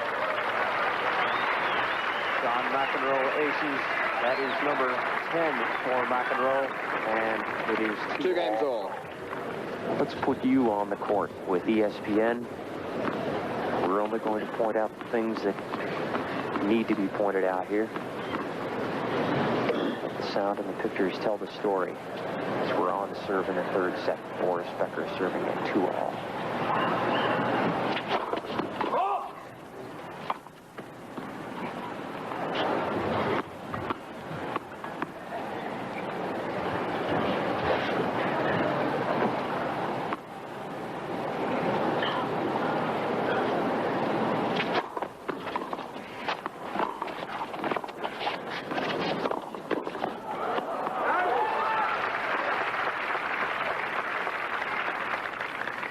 Love.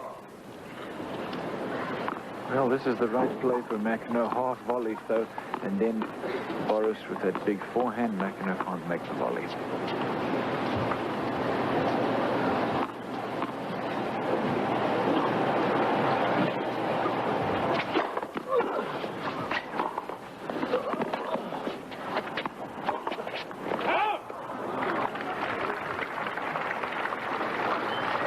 All.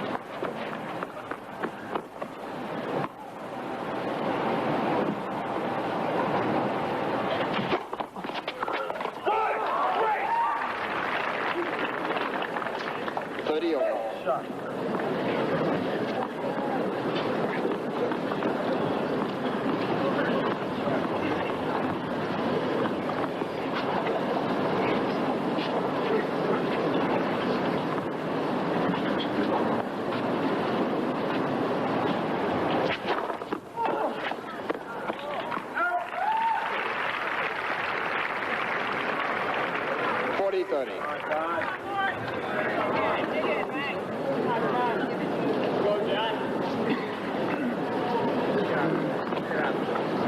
I think you're dealing with somebody. I believe you.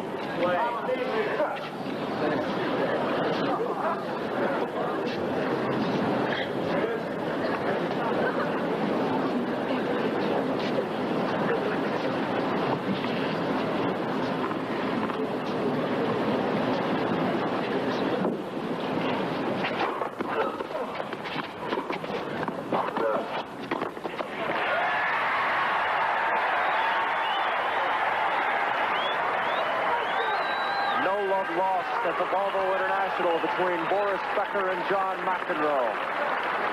One, the genius who has come back to roost. The other, the genius on the rise. Let's listen in. See if we can...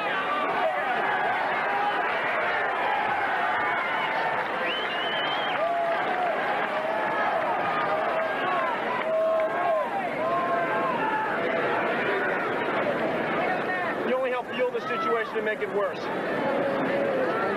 Carried away, okay? That's what I'm So I can get as carried away as I'd like in this situation, all right? I've been on the tour for 10 years, all right? I got a right to say my peace of mind. That's all I'm asking. Cut.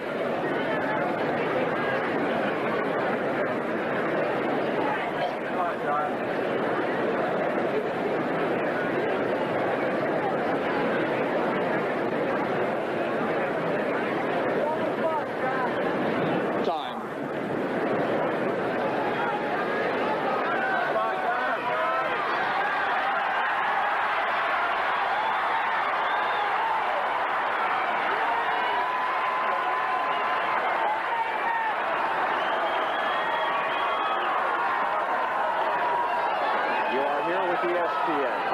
John McEnroe to serve at 2-3 in the final set. The tension building between the players.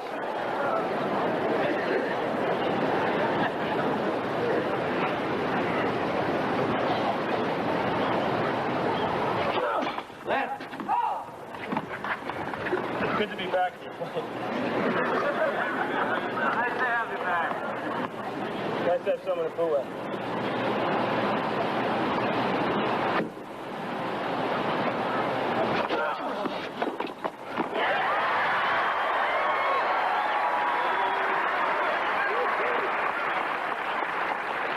Love 15. There's a lot of tension between these two, quite obviously, but Boris Becker does not seem to be intimidated in any measure. Quiet, please. Right now, Cliff, down here, it is very tight. The air is very thick, and I think the young man from West Germany is winning this mental battle at the moment.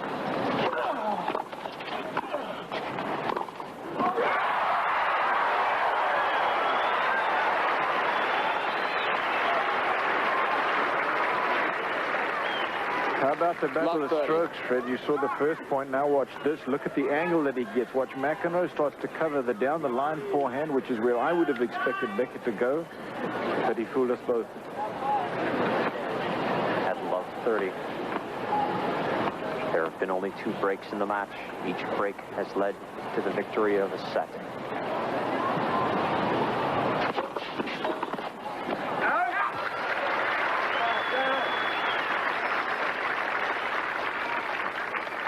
$15.30.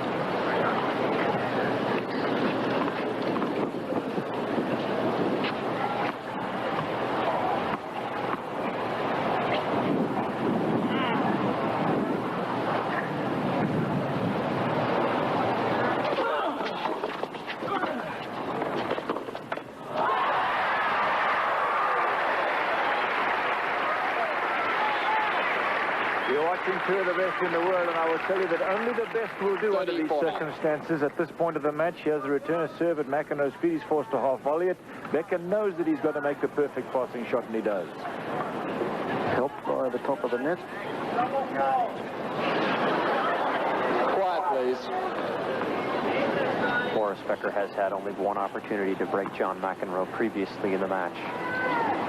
He won that point, and with it, the second set. And he won't win this one. There, McEnroe signs the Rembrandt. His trademark. Deuce. Brilliant touch.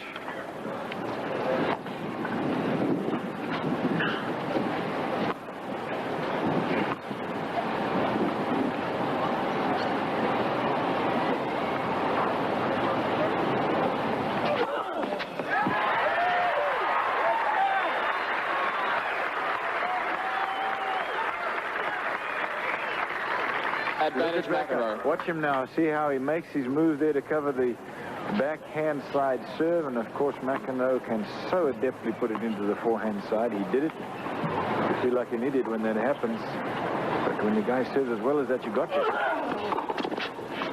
Game McEnroe. John McEnroe, 3 points in a row, fighting off the break point. 3-all. Boris Becker to serve. 3 games all.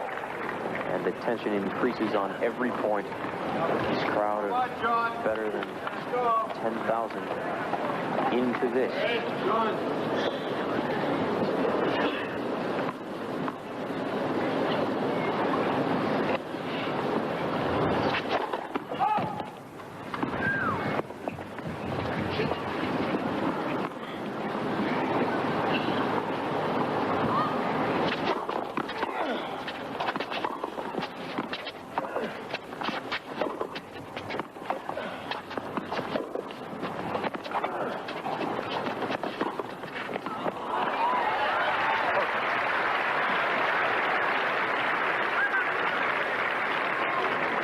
Love. Take a look at this again. And here's his reaction. It was clearly good.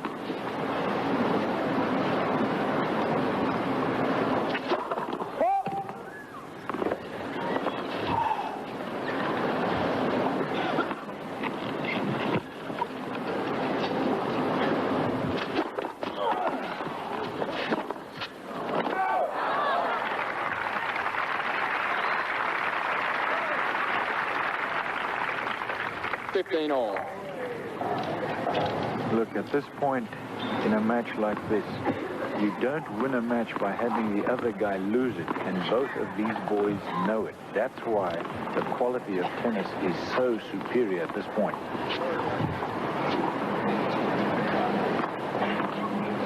You want it, you're going to have to win it.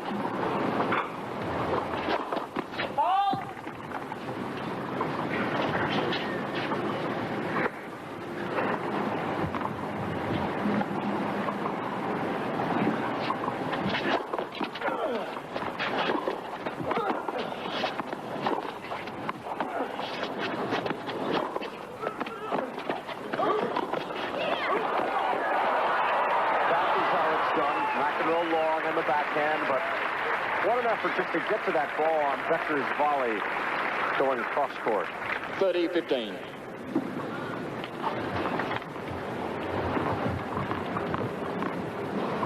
Short message for Boris Becker in that effort. Said to him that I'm not giving up on anything.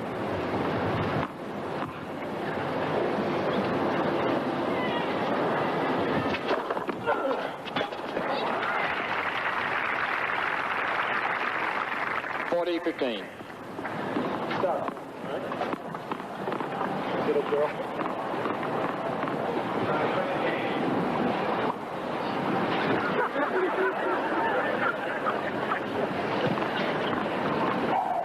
McEnroe's having a problem with a young spectator just behind that is a teeny bopper fan of Boris Becker's. He's asked us to just to go a little bit of tennis etiquette.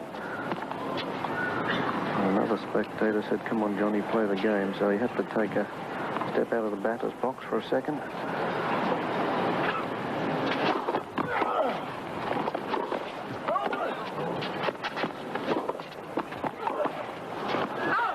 Game Becker. And a forehand by McEnroe. Exciting stuff at Stratton Mountain in the Volvo International semifinal round. Boris Becker leads on serve in the final set. 4-3.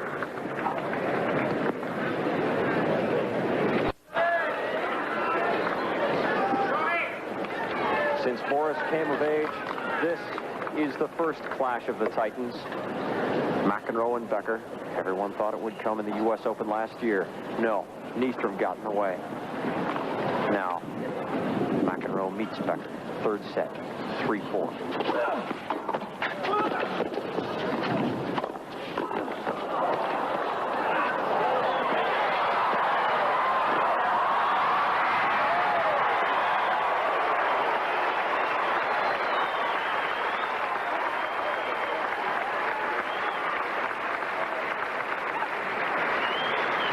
Only the best Lob will 15. do. Becker knows it, and he lobs it over McEnroe's head. A game effort here by McEnroe. He picks it up, but Becker's there for the volley. McEnroe remembered the one that he played before, went to the same place, and Becker was there. McEnroe hit a winner early in the match in that same spot.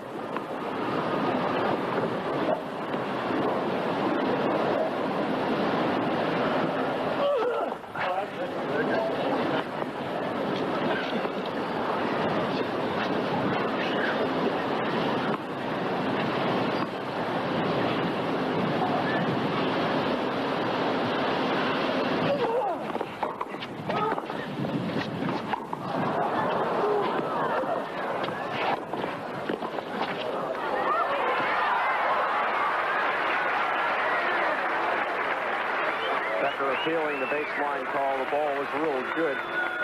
Nothing but winners here as we go into the late stages of the final set. There is a rule on that as soon as that ball is struck and you continue to play on, you can't have that call reversed after the point is finished. It has to be done immediately, otherwise the player cannot get an overrule after the point is finished.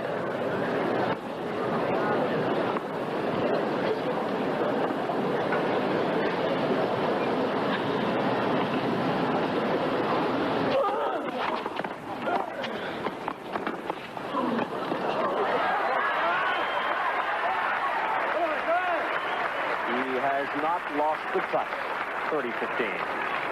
30-15.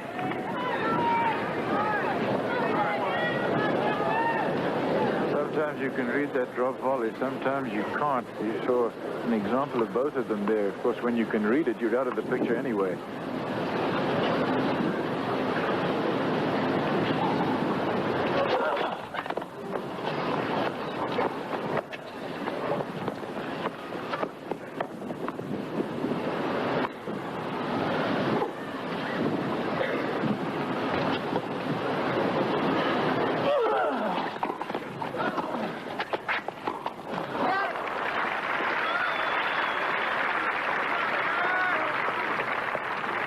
$40-15.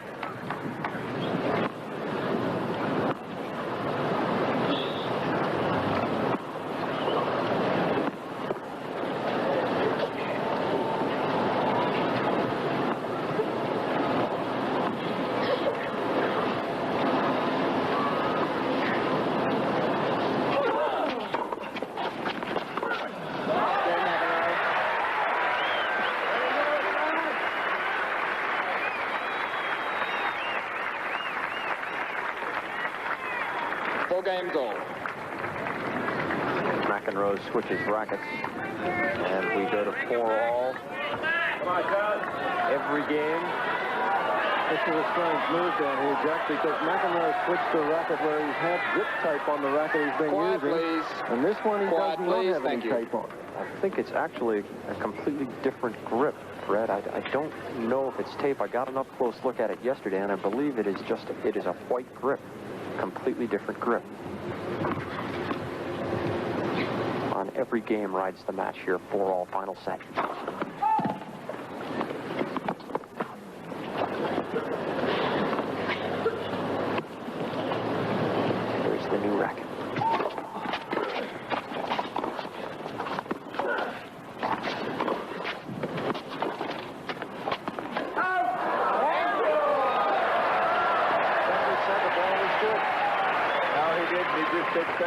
calling it out because he was being facetious about a couple of points ago, Jack. My mistake. The racket that he's using, McEnroe, by the way, is a Dunlop mid-size, kind of a small hit from mid-size. We looked at it yesterday, graphite, and Boris Becker uses a Puma, a slightly larger head on his frame.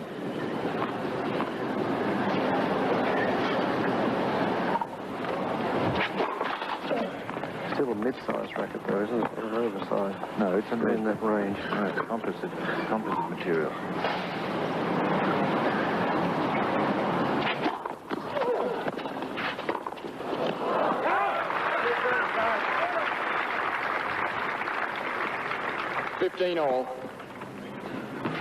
McEnroe strings his rackets relatively loosely. Always has done. He feels he's able to control the ball better with his style of play. Becker's more tightly strung. 15 all.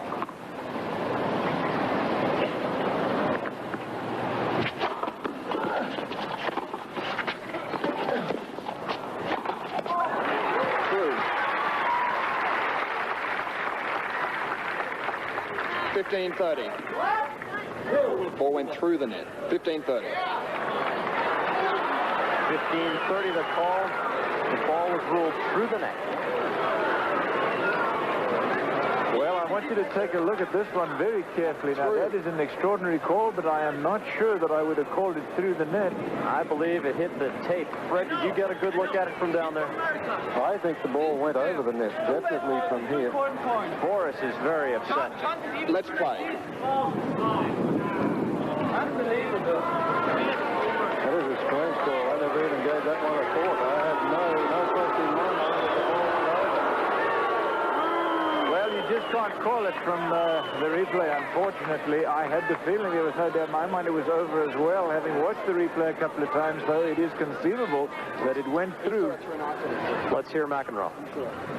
McEnroe just asking Richard Ings, 15-30. did he see the ball through the net? And he said, are you sure? So he's giving Richard Ings an out, and Ings is sticking by his gun, so it's 15-30. A lucky break for McEnroe right there. I don't buy that for a second. Ings is not in a position to see whether it went through or not. Don't care what you say. Crucial point at 4-all. The Becker aces, and McEnroe says that's big. The other guy that he referred to is the left court judge. Well, my goodness, how can the left court, the guy who's aside, the guys who are at the back of the court can call the through the net play? Those fellas can't. Sixth ace. They don't have an angle on it. 30-all, biggest point of the match. First serve.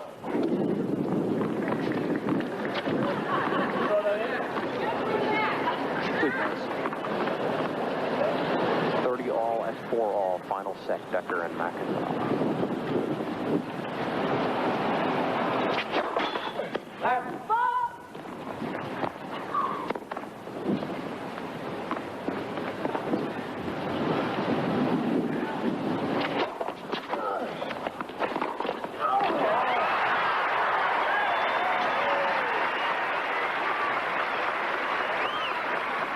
McEnroe knew where it was going. He just hit it so hard there was nothing he could do about it. This is a perfect return to serve. Becker gets to the ball. You see McEnroe. Well, no, he made a step just too late, as you saw when you watched it on the replay here. Live, it didn't look like, it looked like he had anticipated. He hadn't indeed, and that's why Becker got by him so easily.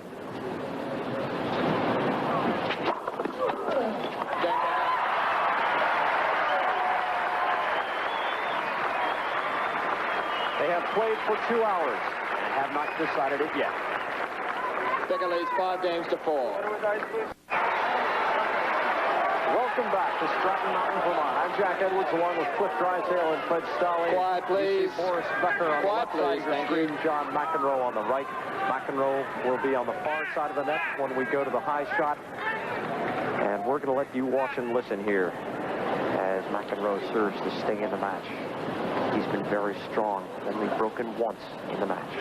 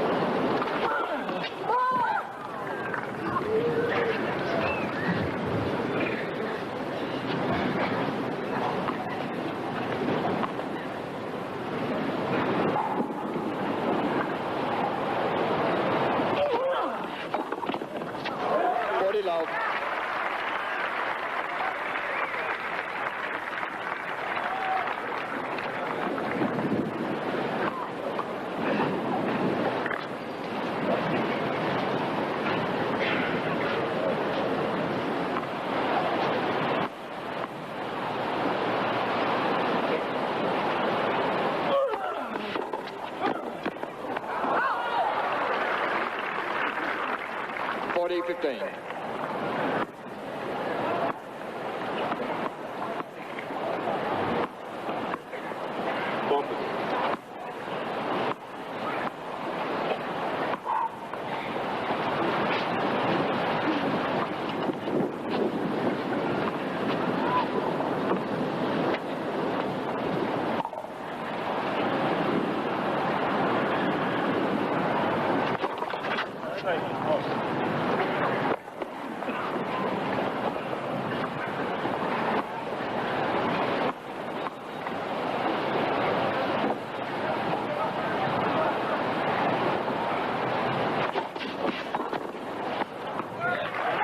McEnroe, new balls.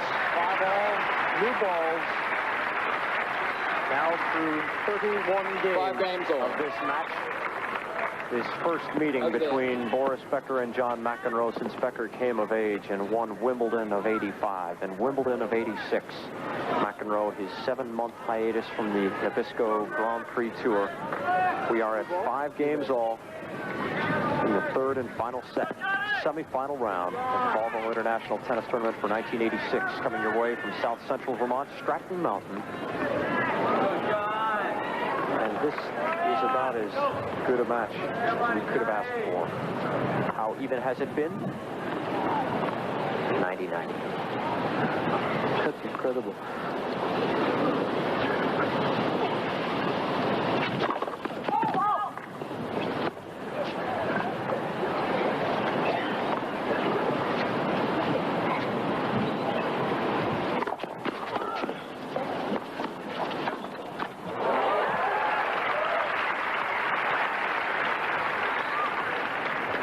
Love. Any chink in the armor from either player, any shot that's less than perfect, and the other guy jumps all over it.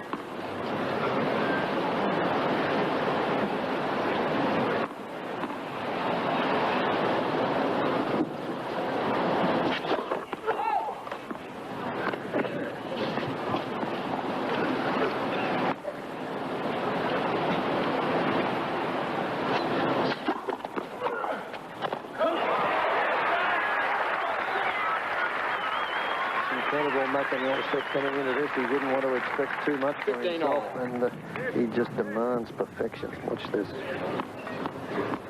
Slides that thing down the line, not more than 6 inches from the baseline. Stayed low, nothing for Becker to do.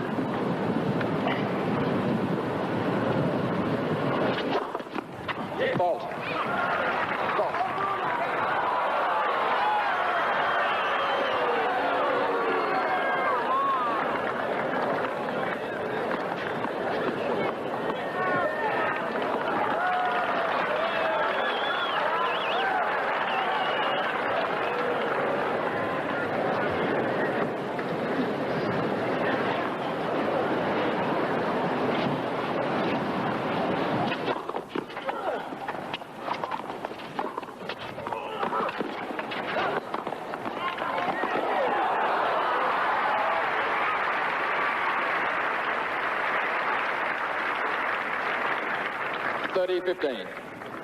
They have not made many mistakes, have they? Any time in a match you get more winners than errors, and this is one of them. You know the quality of tennis is good.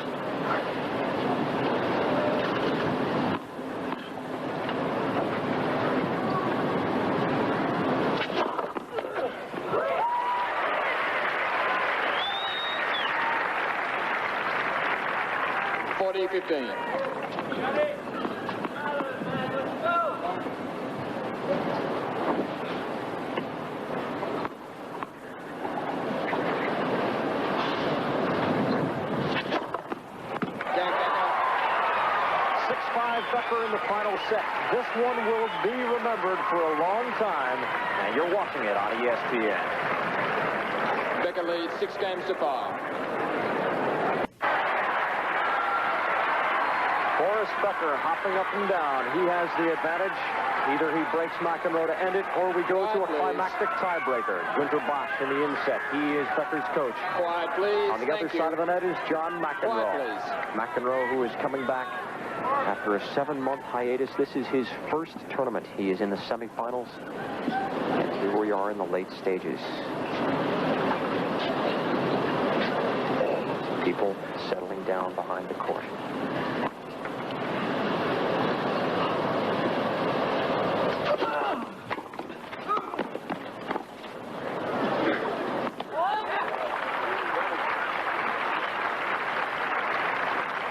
Love.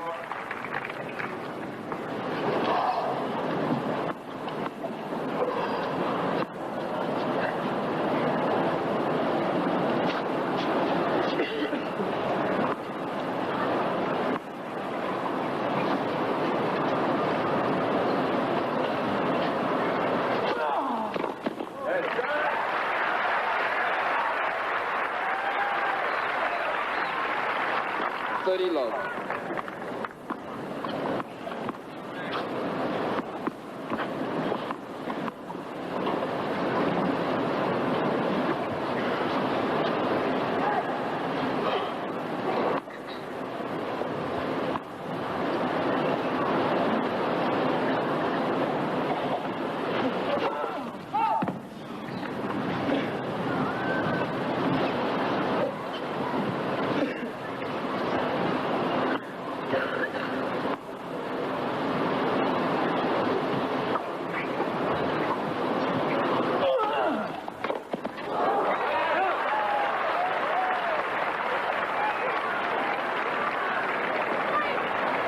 Love.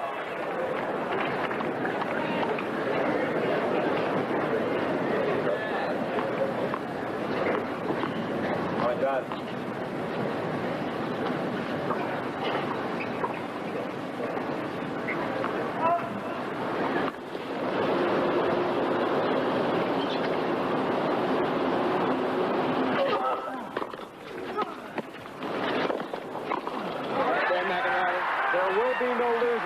In this match, but one must advance.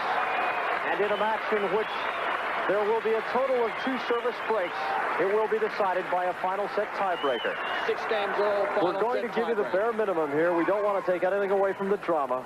We'll elaborate on the replays and we'll tell you the score. Quiet, please. The way a tiebreaker works, Becker will serve the first point, and then the players will alternate with 2 service points apiece. Switching ends after each 6 points. The first man to 7, with a margin of 2, wins the tiebreaker, the set, and the match. Becker to serve.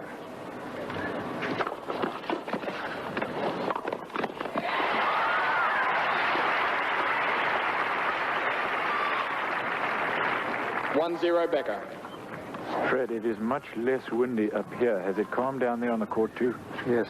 No, the wind right now is not a factor. The conditions down here are almost perfect at the moment.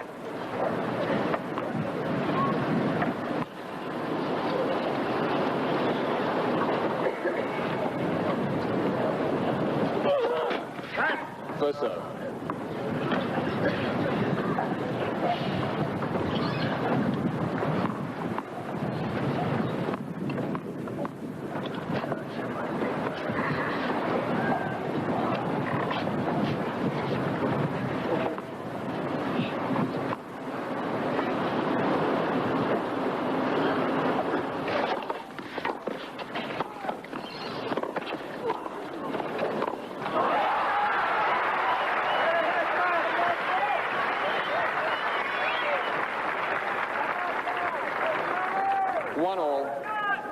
The returner serve here high. McEnroe cross-court. Becker has the opening, decides to go cross-court. McEnroe is there, and then Becker half volley into the net. Forehand down the line. Would have been a winner.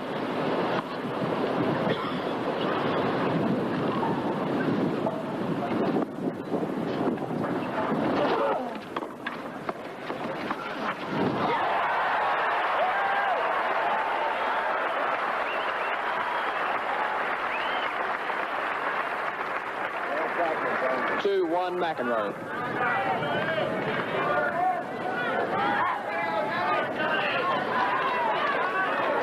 Quiet, please. Quiet, please. Thank you.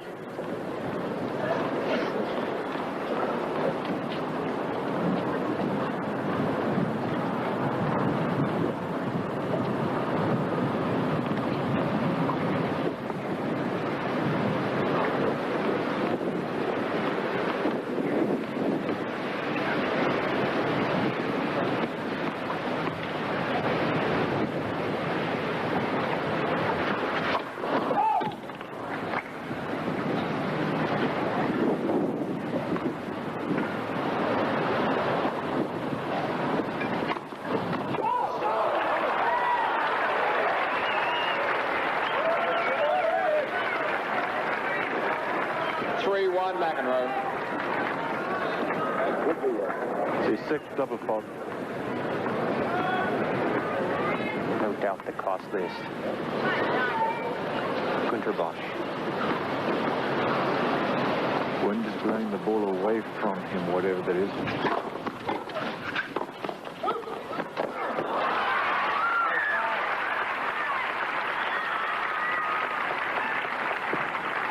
(3-2) McEnroe. Breeze has just sprung up a little more down here at court level.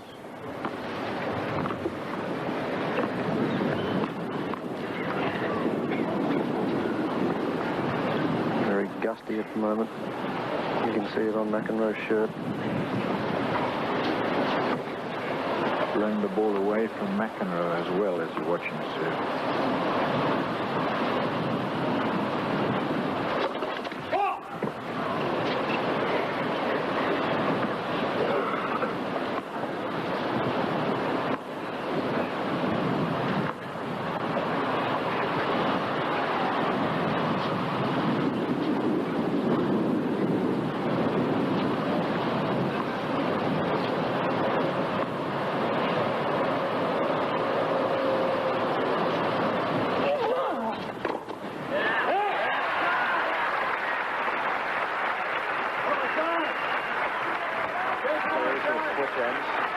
Players continue. 4-2 McEnroe. Well, that is a tremendously gutsy second serve from McEnroe under the most trying circumstances.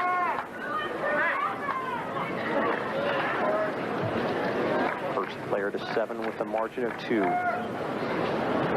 wins it.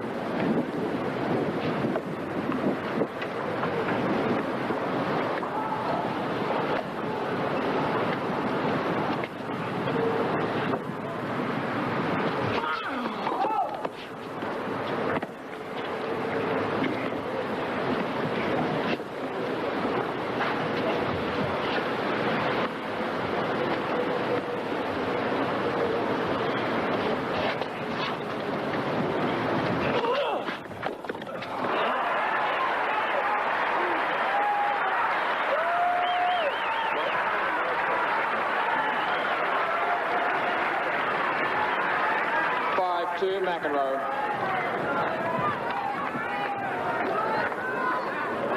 Second serve here from McEnroe.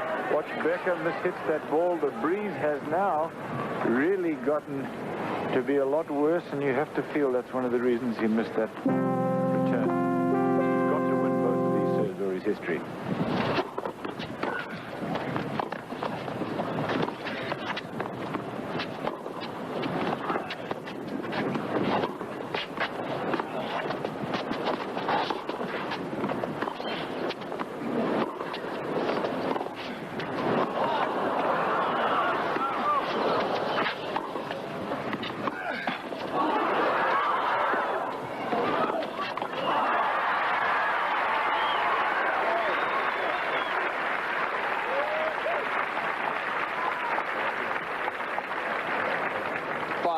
McEnroe. Well done.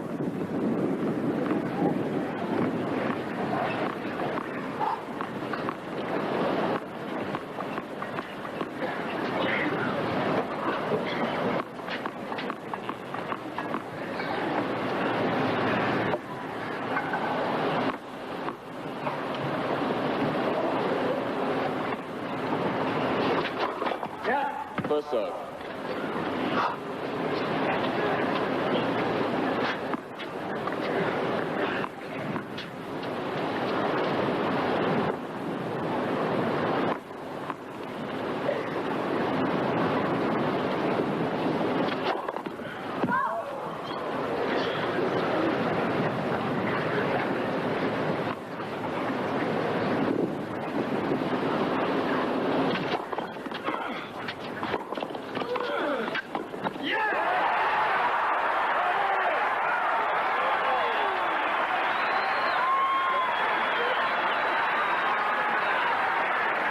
Incredibly deep second serve from Becker. McEnroe still had enough time to make the return and attack. Quiet, please. Match points, 2 of them coming on McEnroe's serve. And if he fails there, 1 still on Becker's.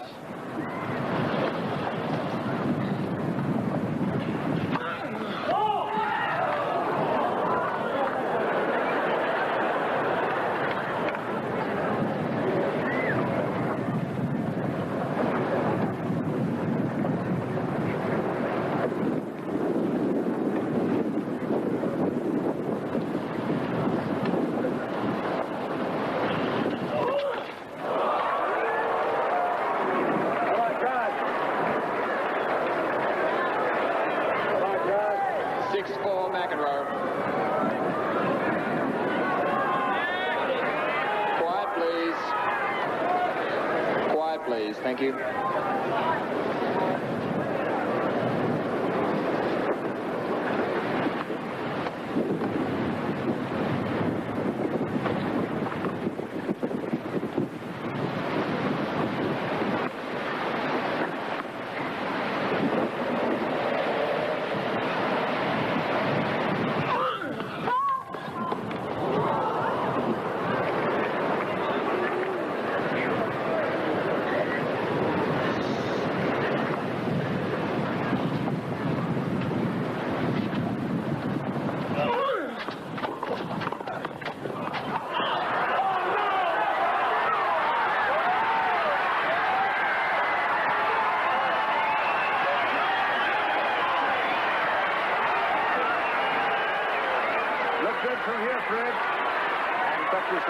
Definitely in.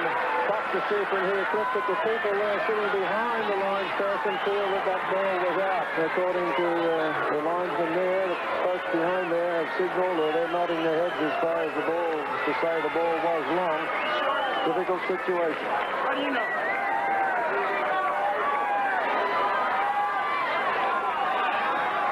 Have another look.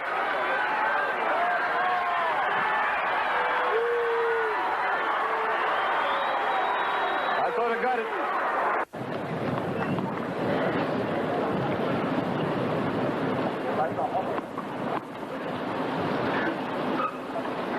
Match point. Still match point.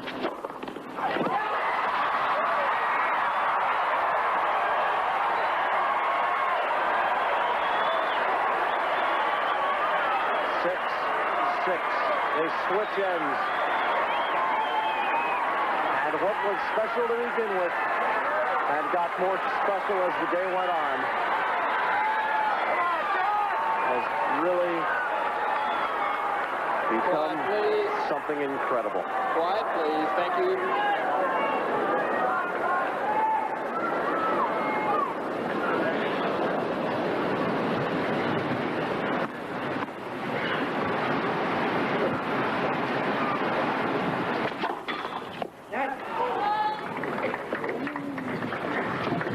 This isn't even the final of this championship. I wonder if this plays Lendl tomorrow.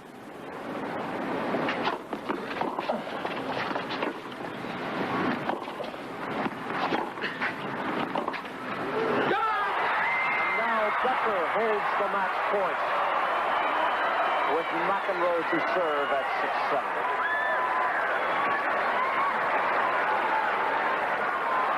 7-6 Becker.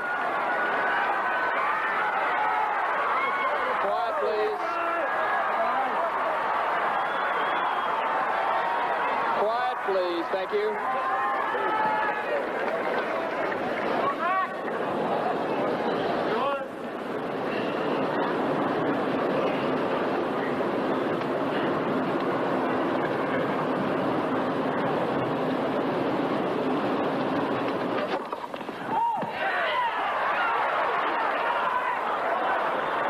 Service linesman called it long. Becker points to the mark.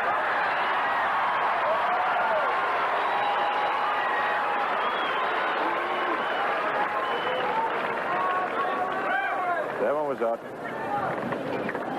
Second serve match point.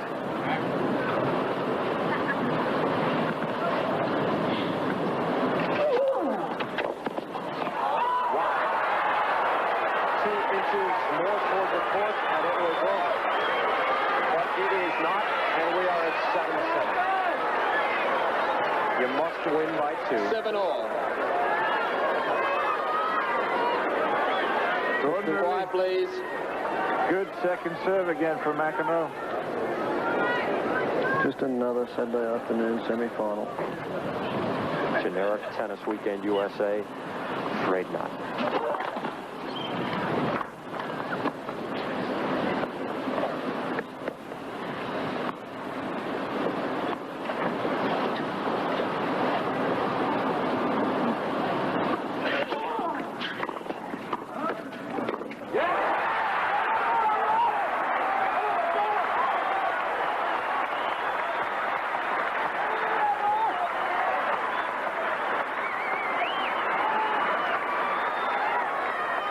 McEnroe. Quiet, please.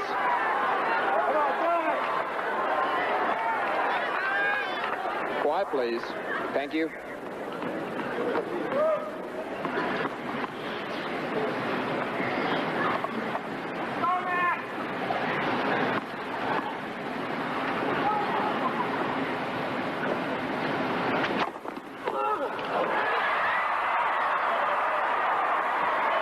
The best we'll do these circumstances when it's down to the wire. Once again, you don't win it by having anybody else lose it. Both of these boys know it.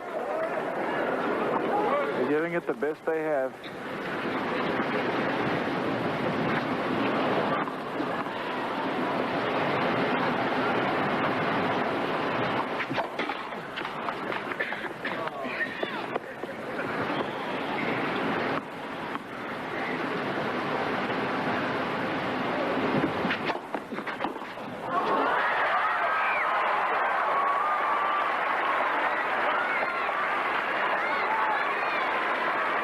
Leave it to these two geniuses really to show us what the tiebreaker is all about. How on every other point, match point can switch from one side of the net to the other. Becker has fought off 4 of them. McEnroe has fought off 1 of them. And now he faces another at 8-9.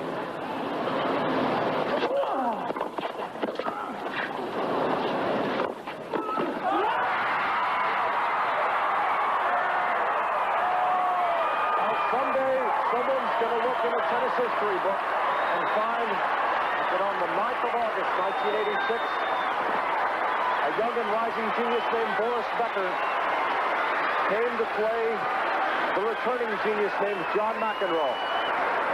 It took 2 hours and 32 minutes and 2 rain delays to play in Stratton, Vermont. And at the end of it, the young man from Lehman, West Germany, with the strawberry blonde hair, had defeated the young man from Queens, New York. It will be Boris Becker against Ivan Lendl in the final. Becker winning 3-6, 7-5, 7-6,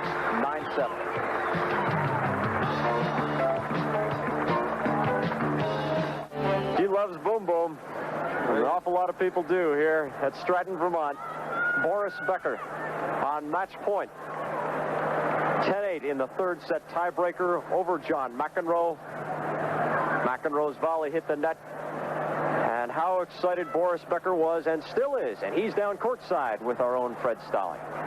Well, Boris, congratulations. A gutsy effort, 2 match points against Kevin Curran, 4 match points here today. What's it all take? You know, of course, if you're down so many match points, you have to have some luck. I mean, if the other one just makes a good serve and the match is over. But I mean, I had a good fighting spirit all week long. I was hanging in there. I lost a couple times the first set, and I was trying hard. And on top of that, I played on pressure. I played great tennis. You did play particularly well. Early in the match, there was some words exchanged. You care to tell us about that? Well, he said a couple of words to me, which I don't like to say on TV, but it wasn't very nice. And you came back fighting, and your next opponent, Ivan Lendl, a replay of Wimbledon. Yeah, that's right. It's our first tournament since Wimbledon both, and I'm really looking forward to it. I think he's at least as excited to play me as I am to play against him. Any particular tactics now that you're on a different surface as opposed to the grass courts at Wimbledon? You're on the hard courts over here where the ball bounces a little bit higher? Yeah, on grass you're going for your first and second serve, and then you're just going to the net and try to play some volley here. I have to work out more from the baseline because they're both good returners, and you have to risk your second serve too much, and so we have to rally probably a couple times from the baseline tomorrow.